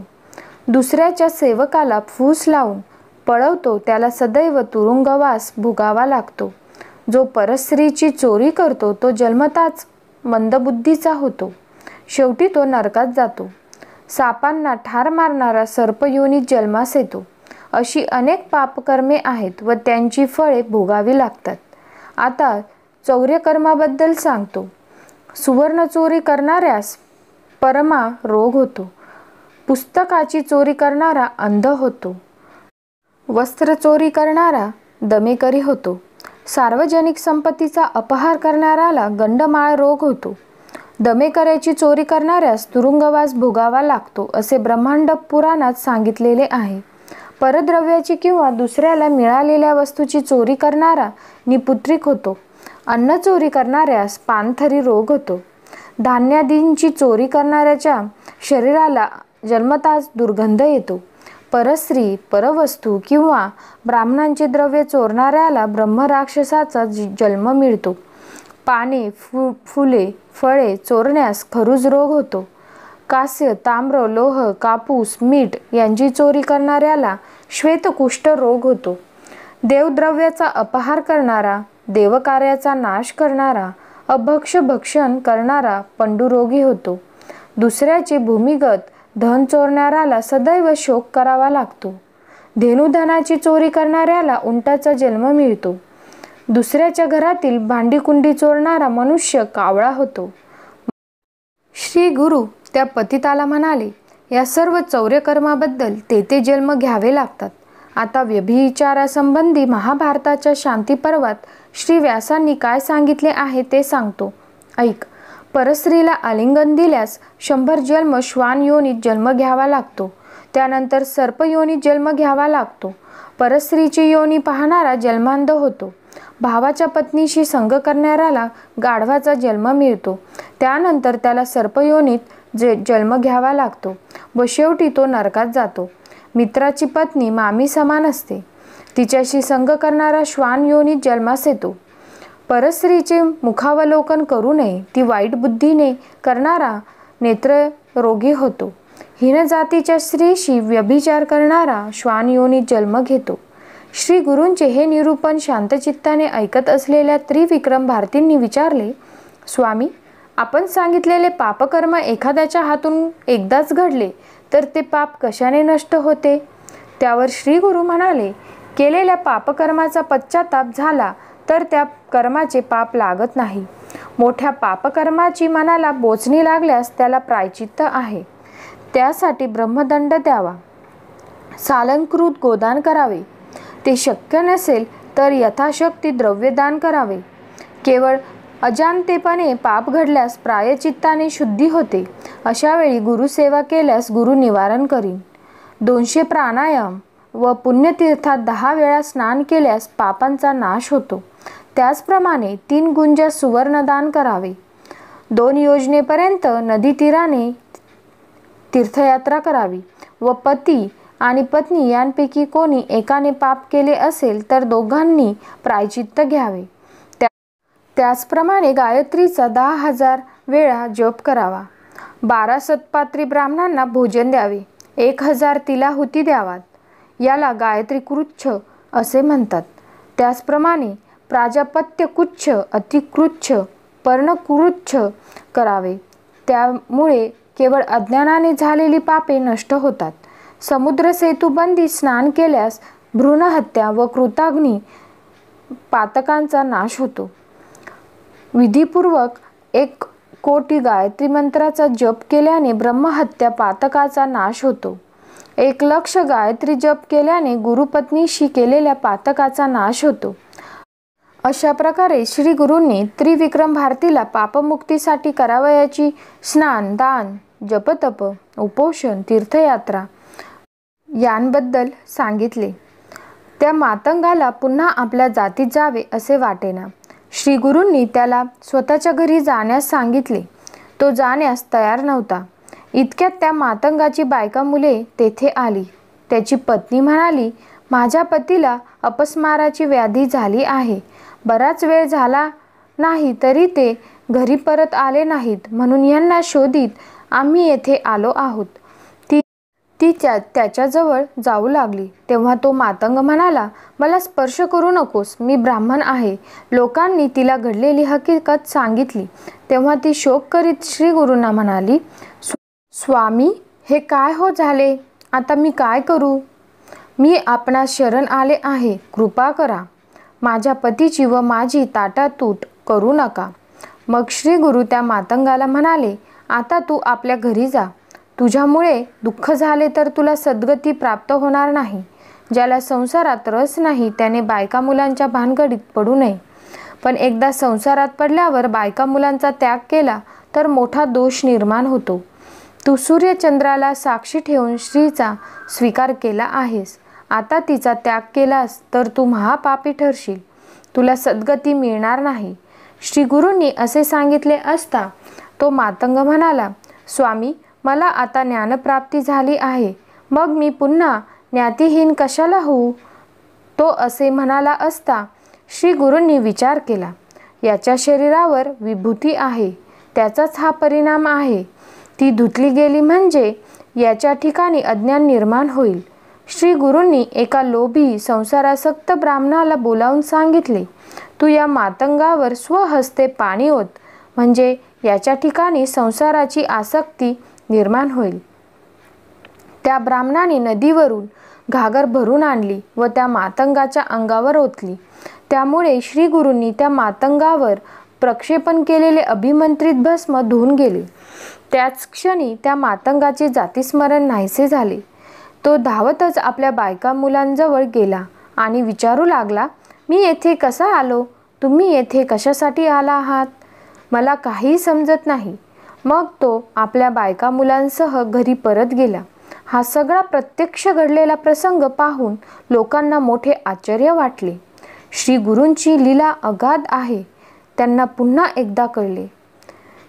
त्यावेळी तिथे असलेले त्रिविक्रम भारती श्री गुरूंना म्हणाले, स्वामी, भस्माच्या प्रभावाने त्या मातंगाला पूर्वजन्माचे स्मरण झाले व ते भस्म धुतले गेले असता त्याची स्मृती नाहीशी झाली. ह्या भस्माचा प्रभाव मोठा अद्भुत आहे. मला त्याविषयी सविस्तर सांगा. त्रिविक्रम भारतींनी अशी विनंती केली असता श्री गुरूंनी भस्म महात्म्य सांगण्याचे मान्य केले. अशा रीतीने श्री गुरुचरित्रामृतातील कर्मविपाक मातंग कथा नावाचा 28वा अध्याय समाप्त झाला. श्री गुरुदत्तात्रेयार्पणमस्तु. आता आपण आध्यात्मिक रहस्य बघूया. या अध्यायात सांगितलेली पापे आपल्या हातून होऊ देऊ नयेत. शुभाशुभ कर्म भोगावेच लागते. कल्पकोटी वर्षे गेली तरीही जर कर्म भोगले नाही तरी ते क्षीण होत नाही. हा कर्माचा पहिला सिद्धांत आहे. योगदर्शनात म्हटले आहे, कर्माचे ठरलेले भोग भोगण्याकरता त्या त्या जातीत जन्म घेऊन तेथील भोग्य विषय भोगणे व त्यासाठी तेवढे आयुष्य मिळणे हा कर्मविपाक आहे. तो कोणासही चुकवता येत नाही. ज्ञानी व अवतारी पुरुषास सुद्धा हे कायदे सुटत नाही. मग सामान्य जीवांची काय कथा? शास्त्र म्हणजे केवळ पोथ्या पुस्तके नव्हेत, तर सृष्टीचे नियम आहेत. पांग म्हणजे नक्षत्र नव्हे. पंचांग फाटले तरी नक्षत्र फाटत नाही. नक्षत्रांच्या गती व त्यांचे सृष्टीवर होणारे परिणाम ओळखून लिहून ठेवतात. ते पंचांग अथवा ज्योतिषशास्त्र असते. औषधी वनस्पतीचे गुणधर्म ओळखून लिहून ठेवावेत. ते वेदशास्त्र. ही सर्व खोटी समजता येत नाही. ऋषींनी अतिशय सूक्ष्म दृष्टीने सृष्टीचे अदृश्य नियम शोधून काढले व जीवांच्या कल्याणाकरता निस्वार्थी बुद्धीने लिहून ठेवले. त्याचे नाव शास्त्र होय. शास्त्राचे हे स्वरूप ओळखूनच श्री ज्ञानेश्वरांनी या गीता श्लोकावर टीका लिहिताना लिहिले आहे, शास्त्र म्हणेल जे सांडावे ते राज्यही तू न मानावे, जे घेववी ते न म्हणावे विषही विरू. पाश्चात्यांचे बहुतेक शोध अभौतिक सुखापुरतेच आहेत, पण आमच्या ऋषीमुनींनी लावलेले शोध अभौतिक असून मानवाच्या इह परलोकाच्याही सुखाकरता आहेत. वनस्पतींचे गुणधर्मही प्रथम दृष्टेपणाने जाणले व त्यांनी मग प्रयोग करून प्रचिती घेतली. वनस्पती त्यांना आपले गुणधर्म सांगत असत, असे त्यांचे तपसामर्थ्य होते, असे वैद्यकशास्त्रात सांगितले आहे. दिव्य दृष्टीने योगी लोक जीवांचे मागील जन्म व पुढील जन्मही जाणू शकतात. हे अलीकडचे सत्पुरुष श्री माणिक प्रभू, अक्कलकोटचे स्वामी समर्थ, वासुदेवानंद सरस्वती, गुलाबराव महाराज अंशाच्या चरित्रावरून कळते. अस्पृश्यता ही भौतिक अस्वच्छतेच्या दृष्टीने शास्त्राला धरून आहे व केवळ जातीविषयक अस्पृश्यता यातून नसून तर अनेक कारणांनी विविध व्यक्ती इतरांना काही काळ अस्पृश्य ठरवतात.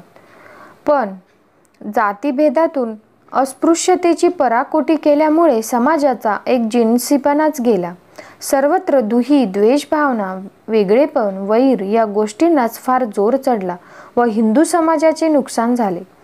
काही कारण नसताना माणसांनी एकमेकांना स्पर्श करू नये हा आरोग्यशास्त्राच्या दृष्टीने पाळण्यास योग्य नियम आहे.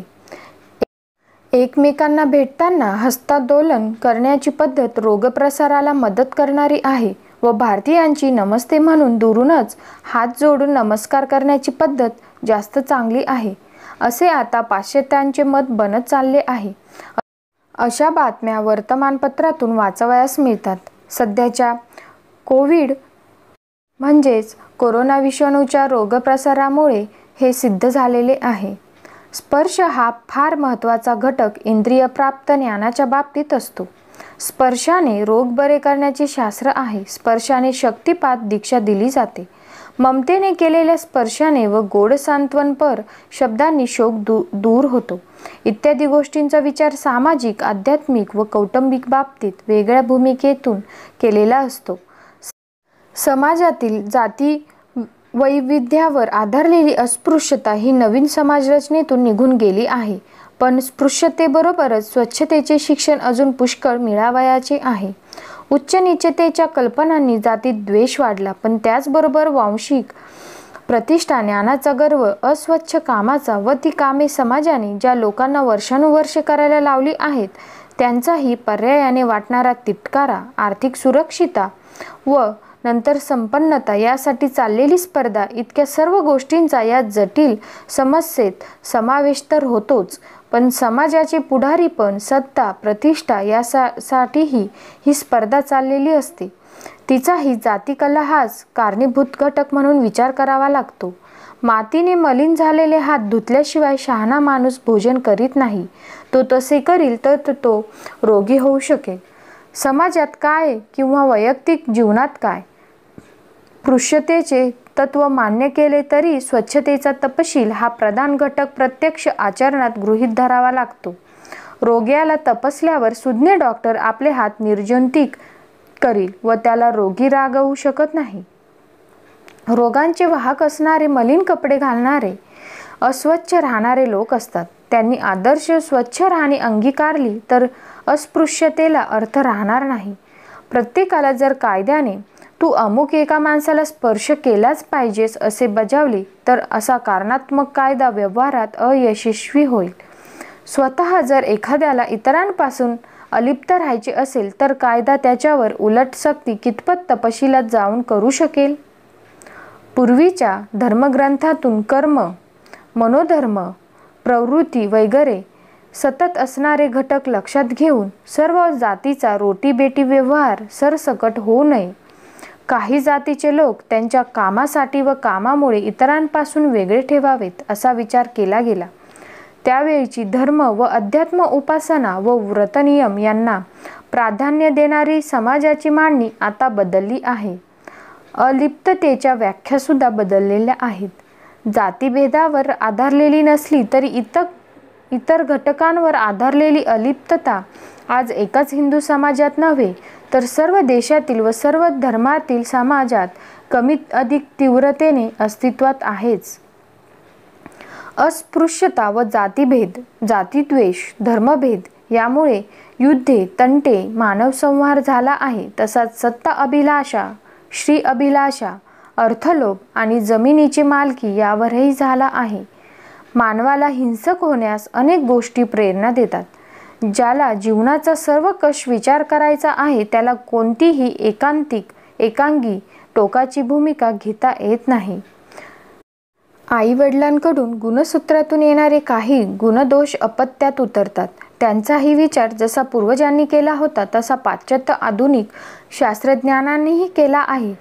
त्यामुळे जन्माबरोबरच काही संस्कार अपत्य घेऊन येत असते.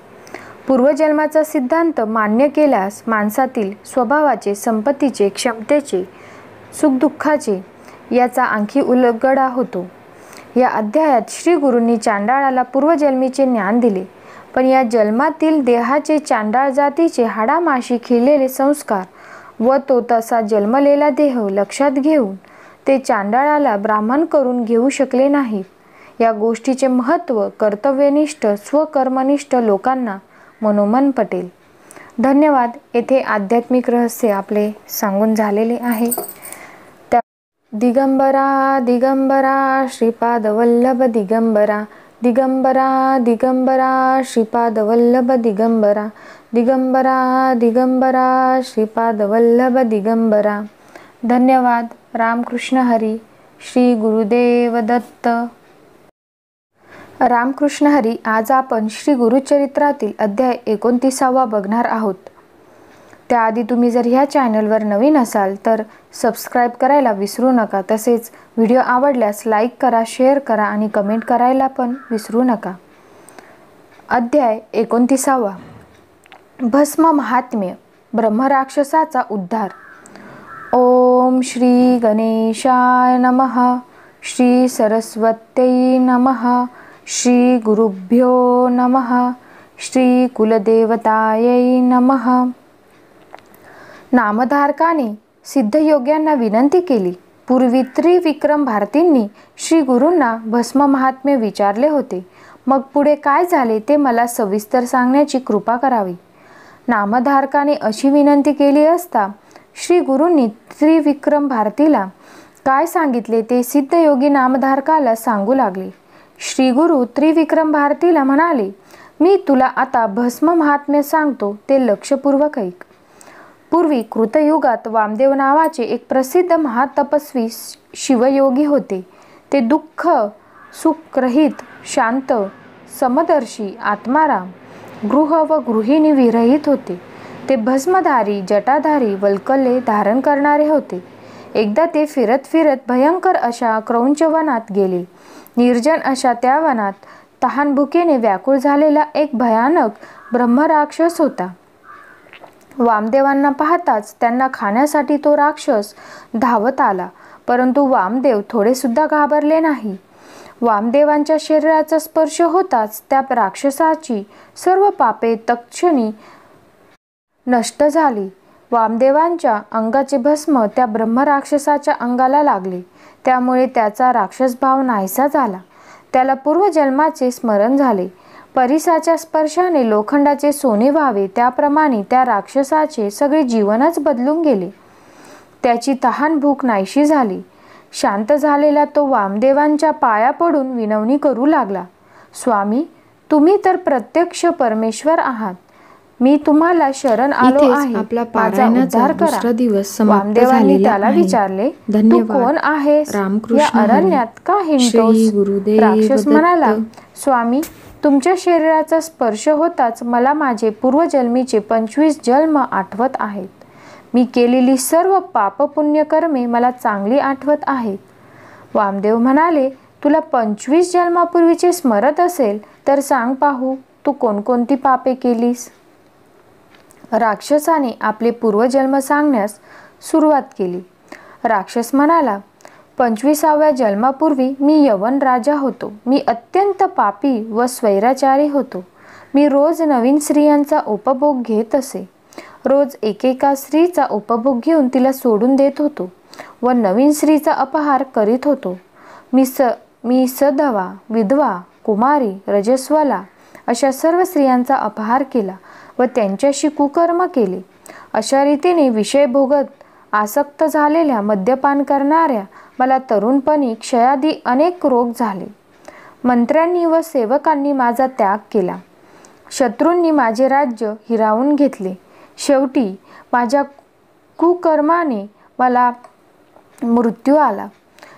जो मनुष्य धर्मभ्रष्ट होतो त्याचे आयुष्य नष्ट होते, त्याला अपयश येते, भाग्य क्षीण होते, तो अत्यंत दुर्गतीला जातो. त्याचे पितरसुद्धा स्वर्गभ्रष्ट होतात. मृत्यूनंतर मला यमलोकात नेले. तेथे मला भयंकर अशा नरक कुंडात टाकले. हजारो वर्षे मी तेथे पडून होतो. त्यानंतर जे पाप शिल्लक होते त्याचे फळ म्हणून मला यमाने पिशाच योनीत जन्म दिला. हजारो वर्षे अनेक यातना भोगल्यानंतर मी यमाकडे गेलो. यमाने मला पृथ्वीवर ढकलून दिले. मग मला वाघाचा जन्म मिळाला. दुसऱ्या जन्मी मी अजगर झालो. तिसऱ्या जन्मी लांडगा, चौथ्या जन्मी डुक्कर, पाचव्यात सरडा झालो, 6व्या जन्मी कुत्रा, 7व्या जन्मी कोल्हा, 8व्यात गवा, 9व्यात मी वानर झालो, 13व्या जन्मी बगळा झालो, 14व्या जन्मी रानकोंबडा, त्यानंतर गिधाड, मग मांजर, त्यानंतर मी बेडूक झालो, 18व्या जन्मी मी कासव झालो, त्यानंतर मासा, पुढे उंदीर व घुबड झालो, 22व्या जन्मी मी रानहत्ती झालो, त्यानंतर मला उंटाचा जन्म मिळाला, त्यानंतर निषाद व आता राक्षस झालो. तुम्हाला पाहताच मी तुम्हाला ठार मारून खाण्यासाठी धावून आलो. मी तुम्हाला पकडले, पण तुमच्या शरीरावरील भस्माचा स्पर्श झाला आणि मला हे सर्व जन्म आठवले. तुम्ही खरोखरच परमेश्वर आहात. आज तुमच्या दर्शनाने व भस्माच्या स्पर्शाने मला पूर्वजन्माचे ज्ञान झाले. मी आज पावन झालो. या भस्माचे केवढे हे महात्म्य. त्यावर वामदेव म्हणाले, माझ्या भस्माचा स्पर्श होताच हा चमत्कार घडला हे खरे आहे. भगवान शिवशंकर या भस्माचा लेप स्वतःच्या शरीरावर लावतात. एवढा या भस्माचा मान आहे. याचे महात्म्य विशेष ते काय सांगणार. पण याविषयी मी तुला एक कथा सांगतो. त्यावरून या भस्माच्या ठिकाणी केवढे सामर्थ्य आहे याची तुला कल्पना येईल. वामदेव कथा सांगू लागले. पूर्वी द्रविड देशात एक आचारभ्रष्ट ब्राह्मण राहत होता. त्याचे वाईट आचरण पाहून त्याच्या नातलगांनी व मित्रांनी त्याला वाळीत टाकले होते. तो एका हीन जातीतील एका स्त्रीच्या नादी लागला. त्याने तिच्याशी विवाह केला. तो इतर स्त्रियांशी सुद्धा व्यभिचार करीत असे. तो चोऱ्या करून पोट भरीत असे. तो एकदा चोरी करावयास गेला असता त्याला एका माणसाने ठार मारले व त्याचे प्रेत गावाबाहेर घाणेरड्या उकिरड्यावर टाकून दिले. त्याच्यावर कोणतेही संस्कार केले नाही. यमदूतांनी त्याला पकडून मारझोड करीत यमलोकात नेले. तेथे त्याला अनेक यमयातना भोगाव्या लागल्या. इकडे काय झाले. एक शिव मंदिरापुढे पुष्कळ भस्म पडले होते. त्या दिवशी महाशिवरात्र होती. मंदिरात लोक शंकराची पूजा अर्चा करीत होते. त्यावेळी तेथे एक कुत्रा आला. तो शिवलिंगाकडे पाहत त्या भस्मात लोळला. तेथून उठला व जिथे त्या ब्राह्मणाचे प्रेत पडले होते तेथे गेला. त्यावेळी त्या कुत्र्याच्या अंगाला जे शिवभस्म लागले होते ते चुकून ब्राह्मणाच्या प्रेताला लागले. त्याच क्षणी तो ब्राह्मण पापमुक्त झाला. शिवदूतांनी ते भस्म पाहिले आणि त्यांनी त्या ब्राह्मणाला यमदूतांजवळून हिसकावून घेतले व ते यमदूतांना मारू लागले. यमाला कळताच तो धावत आला व शिवदूतांना रागारागाने विचारू लागला. शिवदूत म्हणाले, त्या ब्राह्मणाच्या कपाळी भस्म लागले होते, त्यामुळे तो पावन झाला आहे. भगवान सदाशिवाची आज्ञा आहे की जे भस्म लावतात त्यांचे स्थान कैलासात आहे, यमलोकात नाही.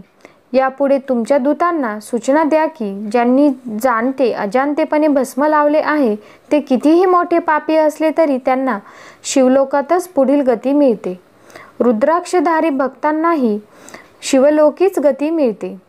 वामदेवांचे हे भाषण ऐकून राक्षस म्हणाला, माझी पूर्व पुण्याई थोर म्हणूनच मला आज आपले दर्शन लाभले व भस्माचा स्पर्श झाला. मी पूर्वी जेव्हा राजा होतो तेव्हा मी एक तळे बांधले होते व ब्राह्मणांच्या उपजीविकेची व्यवस्था केली होती. माझ्या पुण्यकर्माची नोंद चित्रगुप्ताने यमाकडे केली होती व 25व्या जन्मी मला याचे फळ मिळेल असे भविष्य वर्तवले होते. ते पुण्य आज फळाला आले. आता या भस्माचा विधी कसा करायचा, हे भस्म कसे लावायचे हे सर्व मला सांगा. राक्षसाने अशी विनंती केली असता वामदेव म्हणाले, ऐक. पूर्वी एकदा अत्यंत पवित्र अशा मंदर पर्वतावर भगवान शंकर सर्व देव, ऋषी, यक्ष, किन्नर, विद्याधर यांच्या समवेत बसले होते. त्यावेळी सनतकुमारांनी शंकरांना भस्मविधी विचारला. त्यावर भगवान शंकर म्हणाले, पवित्र अशा गोमायाच्या चांगल्या गोवऱ्या करून त्या वाळवाव्यात. त्यात मातीचा एक कणही असू नये. नंतर त्या गोवऱ्या जाळून त्यांची राख करावी, तेच भस्म.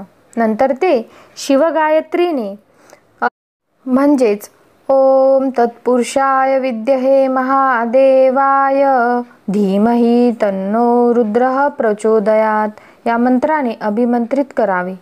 त्यावेळी अग्निरिती भस्म इत्यादी मंत्र म्हणावे. संध्योजात या मंत्राने भस्म तळहातावर घ्यावे, मग ते अंगठ्याने मळावे. त्र्यंबक या मंत्राने भस्म भाळी लावावे. त्रायुषे या मंत्राने कपाळास व सर्वांगाला लावावे. भस्म लावताना तर्जनी व करंगळी वापरू नये. कपाळावर 2 बोटांनी भस्म लावावे.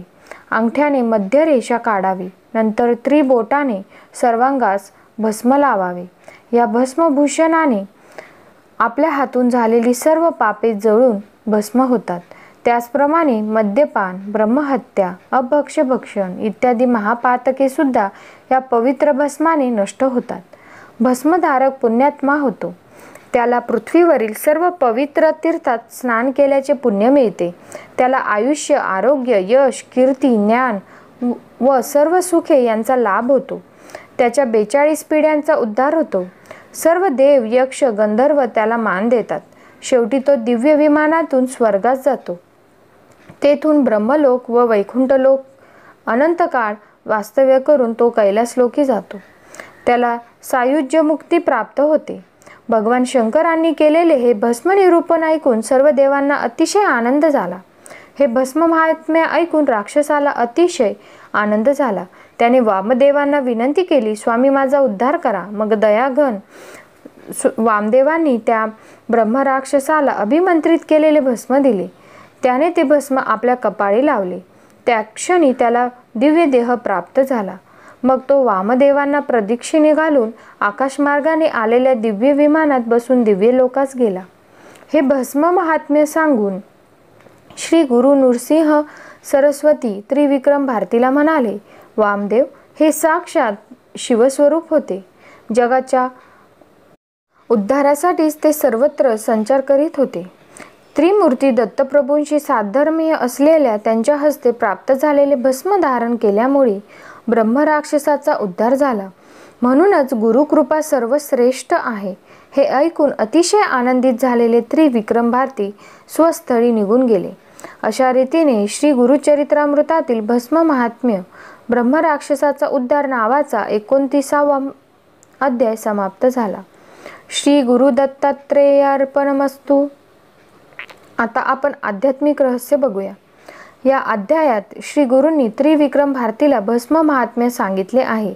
मागच्या अध्यायात पतिताच्या अंगावर श्री गुरूंनी भस्म पोषण केल्यामुळे त्याला दिव्य ज्ञान झाले व स्नान घातल्याने भस्म धवन गेले व तो बायका मुलांकडे निघून गेला, असे हे भस्माचे महात्म्य आहे. हे ऐकून त्रिविक्रमाला आश्चर्य वाटले. त्याने भस्म महात्म्य सांगण्याविषयी प्रार्थना केली. ते सांगण्याकरता श्री गुरूंनी जी गोष्ट त्याला सांगितली तिच्यावरून असे दिसून येते की महापाप केल्याने त्या अजय नावाच्या यवन राजाला अनेक नीच प्राण्यांच्या जन्मास यावे लागले. तसेच त्याला नरक यातनाही भोगाव्या लागल्या. त्याआधी त्याचे राज्य गेले, क्षयरोगी झाला व मेला. या गोष्टीत त्याच्या 25 जन्मांची दुर्दैवांची कहाणी सांगितलेली आहे. ब्रह्म राक्षस होईपर्यंत त्याचे पूर्वीचे एकमेव पुण्यकृत्य उदयास आले नव्हते. अरण्यात तळे बांधले हे परोपकाराचे कृत्य. त्याचे कल त्याला लगेच मिळायला हरकत नव्हती, पण ते लांबणीवर पडले. हजारो वर्षे व 25 जन्म एवढा वेळ जावा लागला, कारण त्याची दुष्टकर्मे अत्यंत व्यापक व तीव्र होती. वामदेवाची गाठ पडली तरी प्रथम त्या राक्षसाला वामदेवास खावे अशी इच्छा झाली. भस्माचा स्पर्श झाला, पण त्याने पापबुद्धी नाहीशी झाली. पूर्वजन्मीचे स्मरण झाले. येथे शंकेखोरांना शंका येईल की भस्माचा एवढा प्रभाव कसा? याला उत्तर हेच की वस्तूच्या बारीकपणावर तिचा प्रभाव कमी होत नसतो. काही विषय अशी असतात की त्यांचा थेंबसुद्धा प्राणघातक असतो. भस्माचा प्रभाव गुरूच्या जोरदार इच्छाशक्तीने व मंत्राने स्पंदनाने ते भारल्यामुळे जास्त पडतो. मानवाचे जीवन केवळ दृश्य जड देहापुरतेच मर्यादित नसून त्यांचे सूक्ष्म व सूक्ष्मतर असे वासनादेह, मनोदेह, कारण महाकारण देह असतात. हे सूक्ष्म जीवन फारच व्यापक असते. त्याचे नियमही अदृश्य भूमिकेवरील असतात. नरक व स्वर्ग यातील सुखदुःखे सूक्ष्म जीवाला त्याच्या पूर्वक्रमाप्रमाणे भोगावी लागतात. ती वासनादेहाने, मनोदेहाने भोगावी लागतात. सामान्य जागृतावस्थेत पूर्वीच्या जन्मातील कर्माची व सुखदुःखाची स्मृती उपलब्ध होत नाही, पण ती जीवात्म्याच्या सर्वात सूक्ष्म अशा कारणदेहात असते. गुरु स्वच्छेने तपसामर्थ्याने भस्मासारख्या पदार्थात अशी शक्ती संक्रमित करू शकतो की त्याच्या एखाद्याच्या शरीरास स्पर्श होताच त्याच्या जाणीवेत परिवर्तन होऊ शकेल. त्याच्या कारणदेहातील सनातन स्मृती मेंदूच्या पेशीपर्यंत उतरू शकेल. या बाबतीत आधुनिक संशोधक यांनी दिव्य दृष्टीने केलेले संशोधन लिहून ठेवले आहे.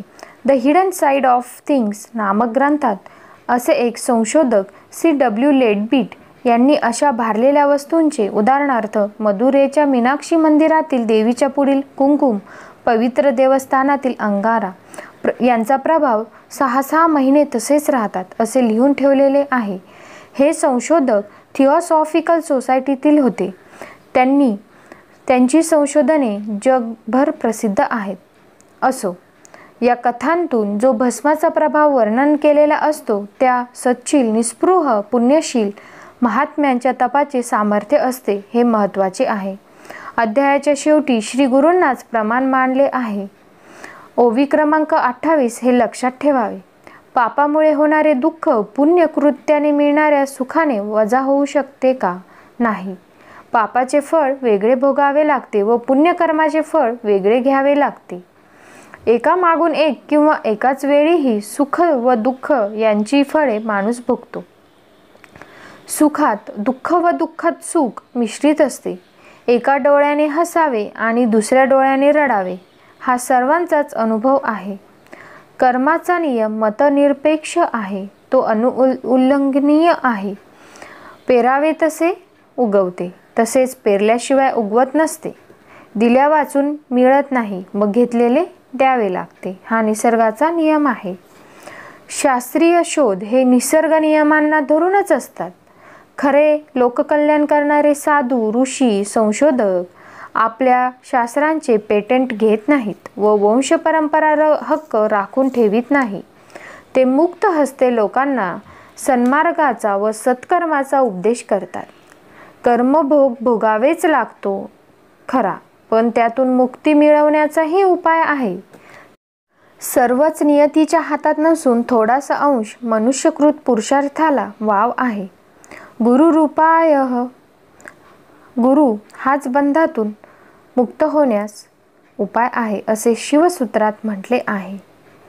गुरु ही व्यक्ती नसून शक्ती आहे. मूर्तिमंत कृपा आहे. पश्चाताप, तप, विवेक, मनोजय, ईश्वर शरणता, जगद्गुरु शरणता असे कर्मचक्रातून सुटण्याचे उपाय शास्त्रात सांगितलेले आहेत. भस्म लावण्याचा तात्विक अर्थ असा आहे की वासनांचे बीज जळून त्याचे भस्म झाले पाहिजे. दग्ध बीज झालेला जीवच मुक्त होतो.